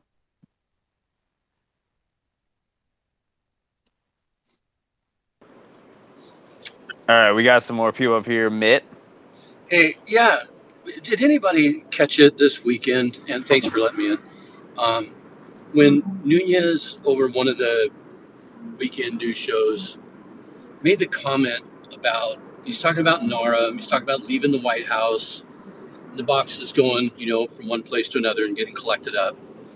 And he prefaced his comments with, the president declassified the Russiagate documents numerous times in public and in private to people in the office, to people in his circle, to people in the White House, and on Twitter, whatever, in social media, which he did. He talked about it numerous times.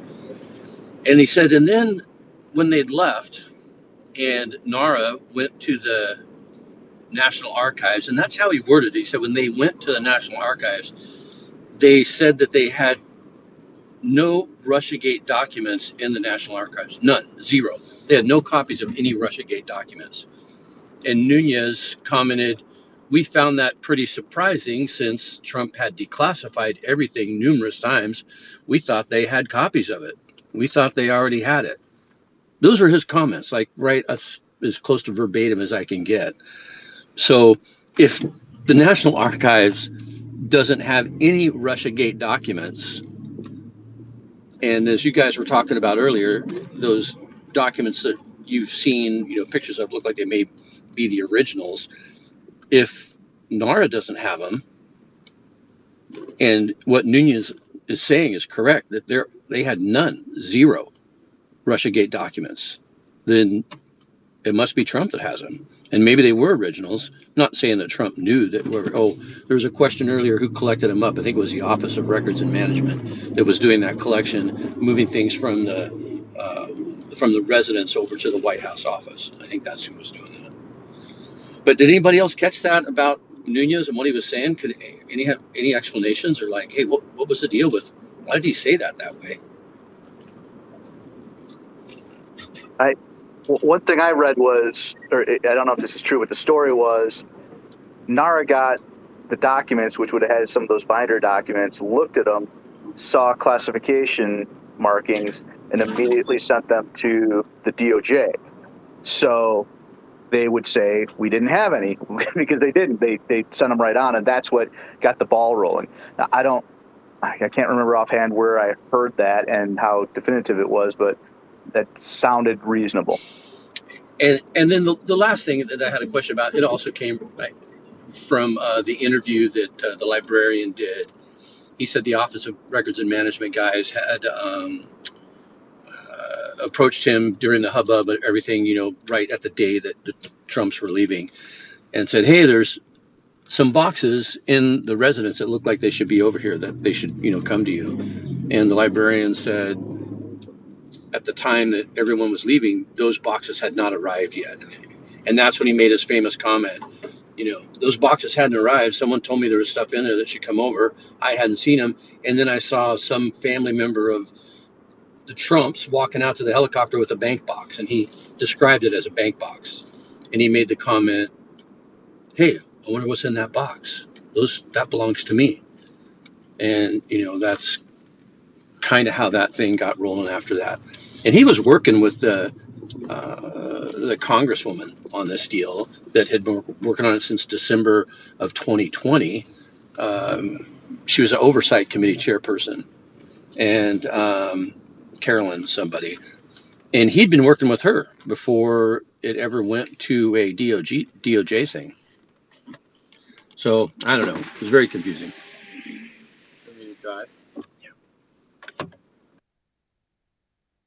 Yeah, I mean that's ridiculous on its face. That the family that was moving out of the White House took boxes with them, and I immediately wondered, wow, what was in those boxes? Well, they were moving, so yeah, there were boxes. It seems just absolutely ridiculous. One thing that we get so caught up in the weeds and all this, and I'm about to have to jump off of here because it's getting late, and it's the middle of the week. It's not even the middle of the week, but this is getting. Dude, it's the holiday weekend. It's not the weekend yet, though. But it's Tuesday. Is getting compared with Hillary, and clearly this is Hillary's revenge. Like, haha, we're gonna get you on the same thing, but we're gonna actually fuck you harder than you fucked me. Is the big difference with all of this is Trump was not taking these documents in order to sell them to our enemies, in order to hide them or destroy them or anything like that. He has these documents because he knows that the fuckers in the swamp won't tell us what happened and what's going on behind our back. And that's why he has these. This is not I won't say anything personal. Who knows? He may have a few of them that are personal, like, I don't want anyone to see this. But this is about him trying to get information out to us, as opposed to Hillary destroying things with a hammer and wiping things with a cloth. This is night and day difference from what she did and what he's doing. And for them to try and tangle him up in this bullshit, mishandling of classified information or unauthorized dissemination of national defense information, or however they want to spin it, is bullshit. And they're doing a great job of getting us caught up in the weeds of all this about how we've got to protect this stuff. Fine, redact your shit, release it, and let us see what we need to see, what we deserve to see, and let the chips fall as they may. Sorry. No, go ahead. That's it. I just think that, I'm thinking if I were a billionaire, right, and I lived a good life, I would be holding on to those documents mainly to protect myself, in case the deep state comes for me, or in case they want to take me out so I can't, run against them in 2024. I've got this shit on them, and you know what I mean? Like, it has so much more value to him, kind of like that. It's like nukes, they've all got their nukes, which is their their material on each other that they can unleash at any time. They keep swapping power, right? Like Trump had the power before, now he lost it. They've got the power, but Trump still has the power because he's got these documents, and it's just this kind of I think it's more of kind of a shield maybe for Trump. I don't know, maybe. And then, how does that explain though what Cash keeps talking about putting them out? Like, is that just part of the whole thing, like to sort of remind them that everything's ready to go, or you're maneuvering, like it's kind of like maneuvering your missiles, like I don't know. I just think everyone's saying this. Like his pardon list was like ridiculous, right? Like I think everyone agrees that his pardon, the people he pardoned, was like a joke. There's a swampy pardon list, and he never put out the RussiaGate documents ever. And I don't know. I don't. I think he likes. If I was a billionaire like that, I don't think I'd be doing anything like too risky to like he's not the type of guy who's going to do something valiant to like save humanity. I don't think. Well, to piggyback off what Walkenfire was saying, like Hillary clearly set that up, like to dodge FOIA. But like, Yes. even when MIE was going down, like I was like, I don't really care what like classified whatever thing she has on a server. It was clearly she was running an influence operation out of the State Department. Like that's what she was doing. That's what I gave a shit about. I didn't care if she like had classified, like even though she did, in special access programs and compartmentalize stuff, but it was obvious that she was running a complete influence operation out of that thing. That's what I cared most about, not that she had some top secret, she had classified stuff on there, even though it might have, whatever she was doing with it might have been bad, but I want to figure out what she was actually doing.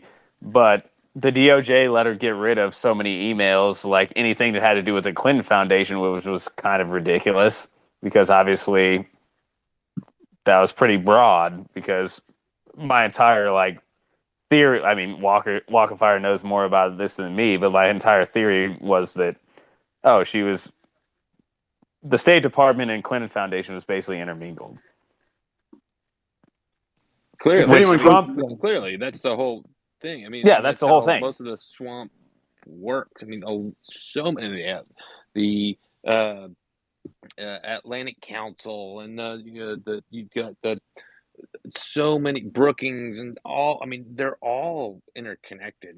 How many of them are actually IC assets, and how many of them are grifting, and it's all interconnected. And that's Hillary was doing it in order for less transparency, in order to hide shit.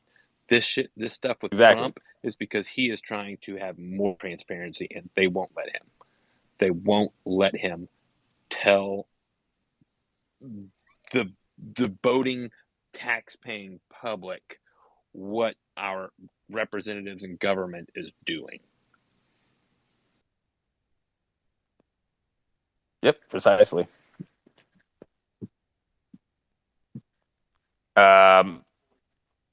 It's getting sort of late. I could stay up pretty much for whenever, but if anybody else has any comments or questions or anything, Daniel. I don't know if you guys discussed this or not already, but did you guys discuss that? I'm just reading that during that visit that June, I believe, right? To Mar-a-Lago, they were explicitly prohibited by looking in the boxes by Trump's lawyers. It looks like that filing says. So that was interesting. And then, as well as the Justice Department said that Trump's lawyers never asserted to the FBI that he had declassified the records. I'm not sure. I don't know if you guys talked about that or not, but I don't think we did about the first part. yeah, I don't know. I thought that was just interesting. I don't know why. I don't know. Trump said that they said, "Oh, anything you need," but says here they were expressly prohibited. So I guess when they got that 10 documents, that's all they. I guess they asked to look, and then they were not allowed to. But No another idea. detail. Well, I mean, it looks like, yeah, they I'm looking at the filing right now. I just searched declass. It's talking about when producing the 15 boxes to NARA, he never asserted that they'd been declassified. And then when producing the additional documents in that single red weld, they never made the assertion that they were declassified. Okay, Yeah. that's why he's turning them over to NARA. He's like, here, fine, take these. I'm keeping these though. Like he's talking about the documents that he kept, that he is asserting that he declassified those. All right. Well, does he need to? He does need to show like that he did declass. Does he need to do that, or is there still need to be a legal fight about that? I think it's probably going to go to the Supreme Court, right? I mean, this hasn't been decided, right? For the president, I forget the exact wording, but I feel Well, like this it's- entire class thing, like, how are they ever going to resolve that? They're I don't think they are unless they want to go to court. I don't think they're going to go to court over it. No, I mean, because they'll be like, happen because then? Trump could just be like, I declassified them on the way out, and they'll be like, how can you disprove that? And you're like, you can't. right, and that's the thing. They're gonna hang this over his head. I mean, here the truth of the matter is, we can keep looking backwards at, like, the binder and what he had, and had or didn't have, or classified, declassified. The truth of the matter is he doesn't have them anymore. They took them, and they're not going to give them back. So, I wonder what's going to happen going forward. It's going to be interesting. I don't think they're going to try and get them on classification or not, unless something leaks and comes out. Then they'll be like, oh, see, look. And that's probably what they're doing this all for, is if anything else comes out, if someone posts something, if anyone, leaks one of these documents, we're going to get you. And so Trump's got his hands tied now. He doesn't have the documents anymore. He can try and, talk about things and say, well, I've seen the documents that say X, Y, Z. And everyone will be like, I don't know what you're talking about. And what does he got to show for it? Nothing. They came in and they took them all. So, I mean, what does it serve for them to indict him on this stuff and have any of this stuff come to light, as opposed to, here's the end of the story.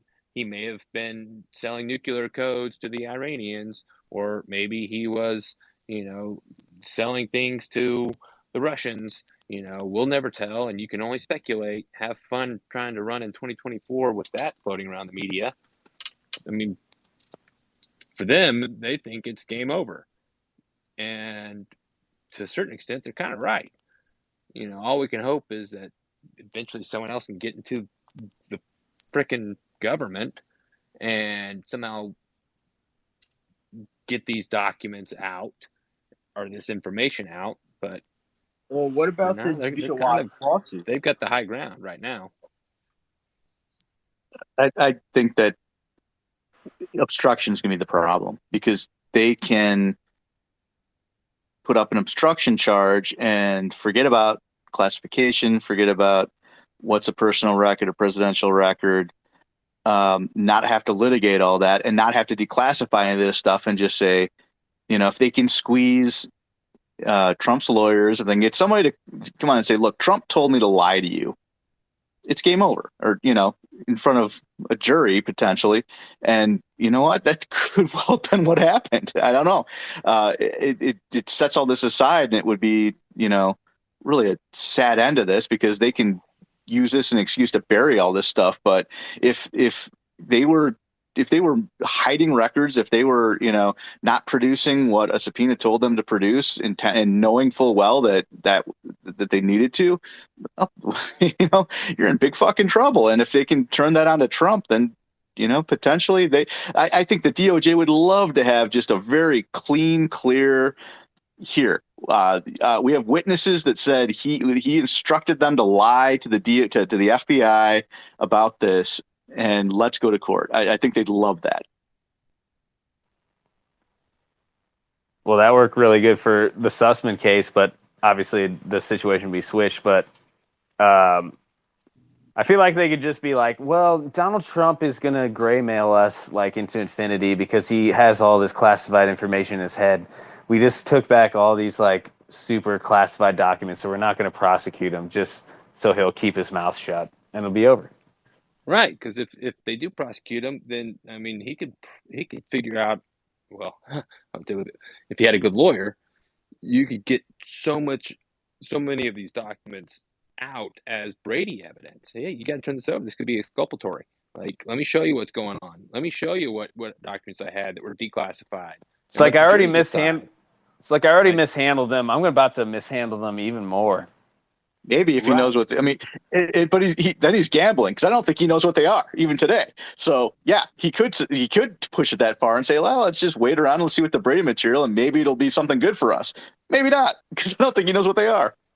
Well, but again, if you're the DOJ, are you gonna play that game and hope that he doesn't know what they are, or are you gonna? I don't think it matters. If it's obstruction, it doesn't matter what they are. They asked for him, he didn't give them to him, and if there's an obstruction charge there, a conspiracy of some kind, it doesn't matter. If he was obstructing justice, then that's his problem, right? Well, that sounds great when you file the indictment, but then you've got the litigation part of so many unknowns of who knows. You make one misstep, and then you get these documents have to be turned over to you, and you get to present them as evidence. And I mean, who knows? Like they don't want to mess with that. Yeah, there's an issue running around here, which is, where did these documents come from? According to the brief, there are two sets. There's a set of documents marked classified in the boxes in the storage room that the affidavit says don't exist.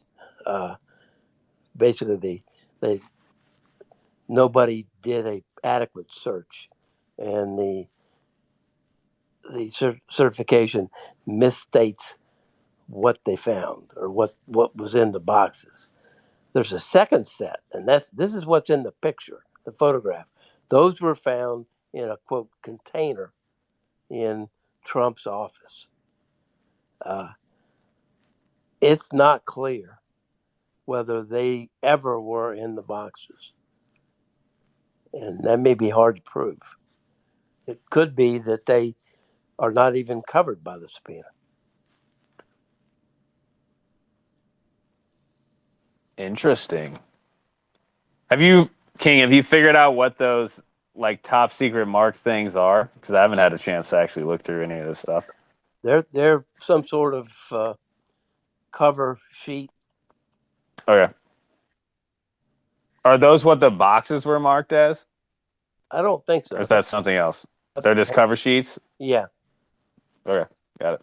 Yeah, they were in a container in Trump's office. Yeah, those are just I think they're called wrappers. So whenever you're moving classified information from one skiff to another or something like that, you put them you put those cover sheets on them, those wrappers on them, and however you transport them, I'm not sure, but that's to make sure that classified information is marked appropriately. And I don't know if anyone or how many saw my tweet a little bit ago. Scott Stedman is saying that, oh, see, look, these have up to TK, and he didn't say up to. He said these have the classified information includes TK and what is it, HCP, whatever. But that's just the cover page wrappers that say this can include up to this sort of classification. So it's not clear exactly what is in those documents, but it doesn't necessarily have to be those Yep. extreme classifications. Yeah, that's why it's ridiculous for the media to just assume that Trump had the names of all the spies in China or Russia or something. Like, I was just watching like clips on it on SNBC just because I like to see like what they're saying at least. And I saw Jory. I had to turn it off. It was just like so cringy. But like I'm like, how do you believe this? I don't know. I'm just like, how do you say that? Like, it's ridiculous. But yeah, it doesn't have to be the worst case scenario. There's a lot of that speculation in the media is way overblown. Well, I'm holding out. As someone mentioned earlier when we first started talking about this filing of, when these sort of things happen to Trump, and you sit there and you look at it and you say, "Oh my gosh, I think they do have him. Oh my gosh, this is not good. This is not good." But once you really dig down into it, you start saying, "Okay, wait a minute. It's not necessarily as bad as they're saying, and they're definitely hiding some stuff." I think Trump's lawyers, or the office of Donald J. Trump's lawyers, are going to have a pretty interesting response to this filing. But again, the DOJ and their cohorts in the media, in the mainstream media, have set the narrative here, and that's the problem, is you're always playing defense against these guys, and so this is going to be what they're fighting against, as opposed to if they had said this earlier, hey, we did this over, they sent us a subpoena to the office, and so we gave him the stuff from the office, and it was an overbroad subpoena, and so we can give that stuff over. We've been in negotiations for the last couple months still, and we're trying to work it out with them, and then they, next thing we know, they do a subpoena or search warrant on us and raided our former president's personal residence. Boom, you could have had them right there. Instead, they're able to file this thing that makes everyone think that he's got the highest classified documents out there, and that he's been ripping up and throwing into the toilet. And now you're trying to fight that, and no one's going to take him seriously. It's a mess. It's a mess, and for someone who's so good at running the media, the fact that he can let himself get into this situation over and over and over again is pretty absurd.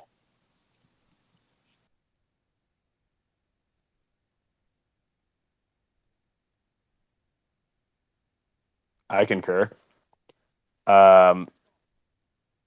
Anybody else have anything? F-15, did you have anything? Yeah. King brought something up that made me even think about it even more. Those weren't even subject to the subpoena, potentially. How does Trump's lawsuit as an individual against everybody fit into all this? Could those be the attorney-client privilege documents he's trying to get back?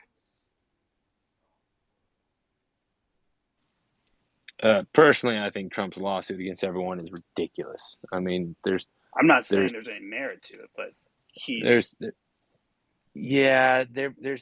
there must be some reason that he thought that was a good idea. I mean, I've compared it to the DNC suing everyone on Trump's side for some reason, and that went nowhere. But it ties everything up in litigation, I guess, for some reason. And you can make it all attorney-client privileged, or I guess maybe it gives you some sort of justification for turning over all this stuff to your attorneys, or I don't know. I can't ever quite figure it out, because it didn't seem to do anything for the DNC, but clearly they did it for a reason, and same for Trump. I mean, he did it for a reason. I just cannot figure out what it is. There's no possible way he's going to get a huge RICO win out of it. So there's something about it that's odd, but I don't look at anything through the lens of, how this help him win, because he's not going to win. There's no way. It's just too complex. It's too many moving parts. It's too many actors. He's not going to win it. But there is some sort of reason he's done it, and I just don't know what it is. Yeah, I mean, we're talking about how using litigation to get information out, all we learned from the Sussman case. He filed an amended complaint in June, right around when all this information happened, or the meetings happened. There's just a lot of action happened in June. So it's just interesting to me. That's all. Do you recall offhand when the amended complaint was filed? It was like right. DOJ and Garland started making a whole bunch of moves like right after the amended complaint, because it had actual information from the Sussman case included as evidence that was just like not included in the first one. I haven't had a chance to go through the first complaint and the amended complaint to see who was actually named, but I don't know, deep down in my gut I feel like that has something to do with it. And the documents they're trying to get back through the special master, if those are classified and they're personal, and we're talking about these hoops they're trying to jump through with the personal and office of the president, I don't know. It's just an itch I can't scratch right now. It's interesting. Yeah, the amended complaint looks like it was filed June 21st. So yeah, maybe it has something to do with this and being able to get it into all of his attorney's hands. I don't know. That's an interesting idea. I haven't really thought about, because if he can get all these people pulled into a lawsuit, then they got to respond. They've got to respond, but he can also be saying, okay, I need to use all of these documents as part of my lawsuit against these people. Yep. Maybe. I don't know. King. And then last thing is, I saw that maybe there's some House Intelligence Committee transcripts. There could be some of those documents. Those are similar dates. And those could also be potentially used in that litigation. I don't know. I just keep coming. I'm crazy. Like I stand with Blockbuster Video as my profile photo. So I just looking at your profile photo. I love it. Yeah. So I mean, it's just there's something there, and that's a good observation that maybe this amended complaint, had to do with him trying to shuffle more documents to his attorneys for some reason. I don't know. That's something I'll have to think on. All right, cool. Appreciate the time and all your guys' work.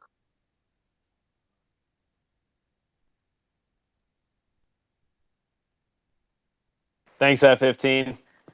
Good stuff. Anybody else? I saw this this Sundance post, and he was saying that some of the stuff came from Hipsy transcripts. I was looking at if you zoom in on the page that was folded, that seal on top looks sort of like a Hipsy seal, but I don't actually know.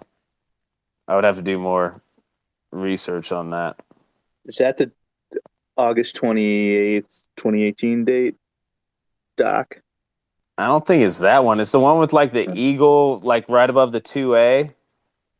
No, I was just going to say that Bruce Orr testified that day. I guess in front of it too. It's behind closed doors. Yeah, it could be it. Completely unredacted Bruce Orr stuff. Could be. I think James Baker testified that week, and Trish as well, but Bruce Orr was definitely the 28th. How was Bruce Orr never indicted? He was literally the back channel after they shut down Steele. I never. Well, I don't really know what he did wrong exactly, except being a freaking idiot. It doesn't have. I mean, I guess it violates DOJ policy at least, but. Yep. We need something from Durham. I'm losing hope. I saw the Danchenko stuff. There was another filing, or there was another notification of that. But Yeah, they're just getting ready for trial and stuff. Who knows? All right, it's getting late. If anybody else has anything, I'd take a question or comment. Otherwise, we can get out of here. It was fantastic. Anyone? Walker Fire, did you? What are your thoughts on the Judicial Watch lawsuit for the Trump binder? Are they gonna get it? You think? I mean, I don't think they're the first. I'm trying to think if anyone else has actually sued for it, but I know I mean, FOIA fan has a request in that he's supposed to get it in 2023, but yeah, and I mean, there's so many different law or FOIA requests out there that are have been looking for the binder or things from the binder, and they just keep on blowing it off. I think it has to do with the fact that they can't really respond and say, we don't have the binder. We think it's in Mar-a-Lago. So I think that's what's been holding that up for so long. So the question is going to be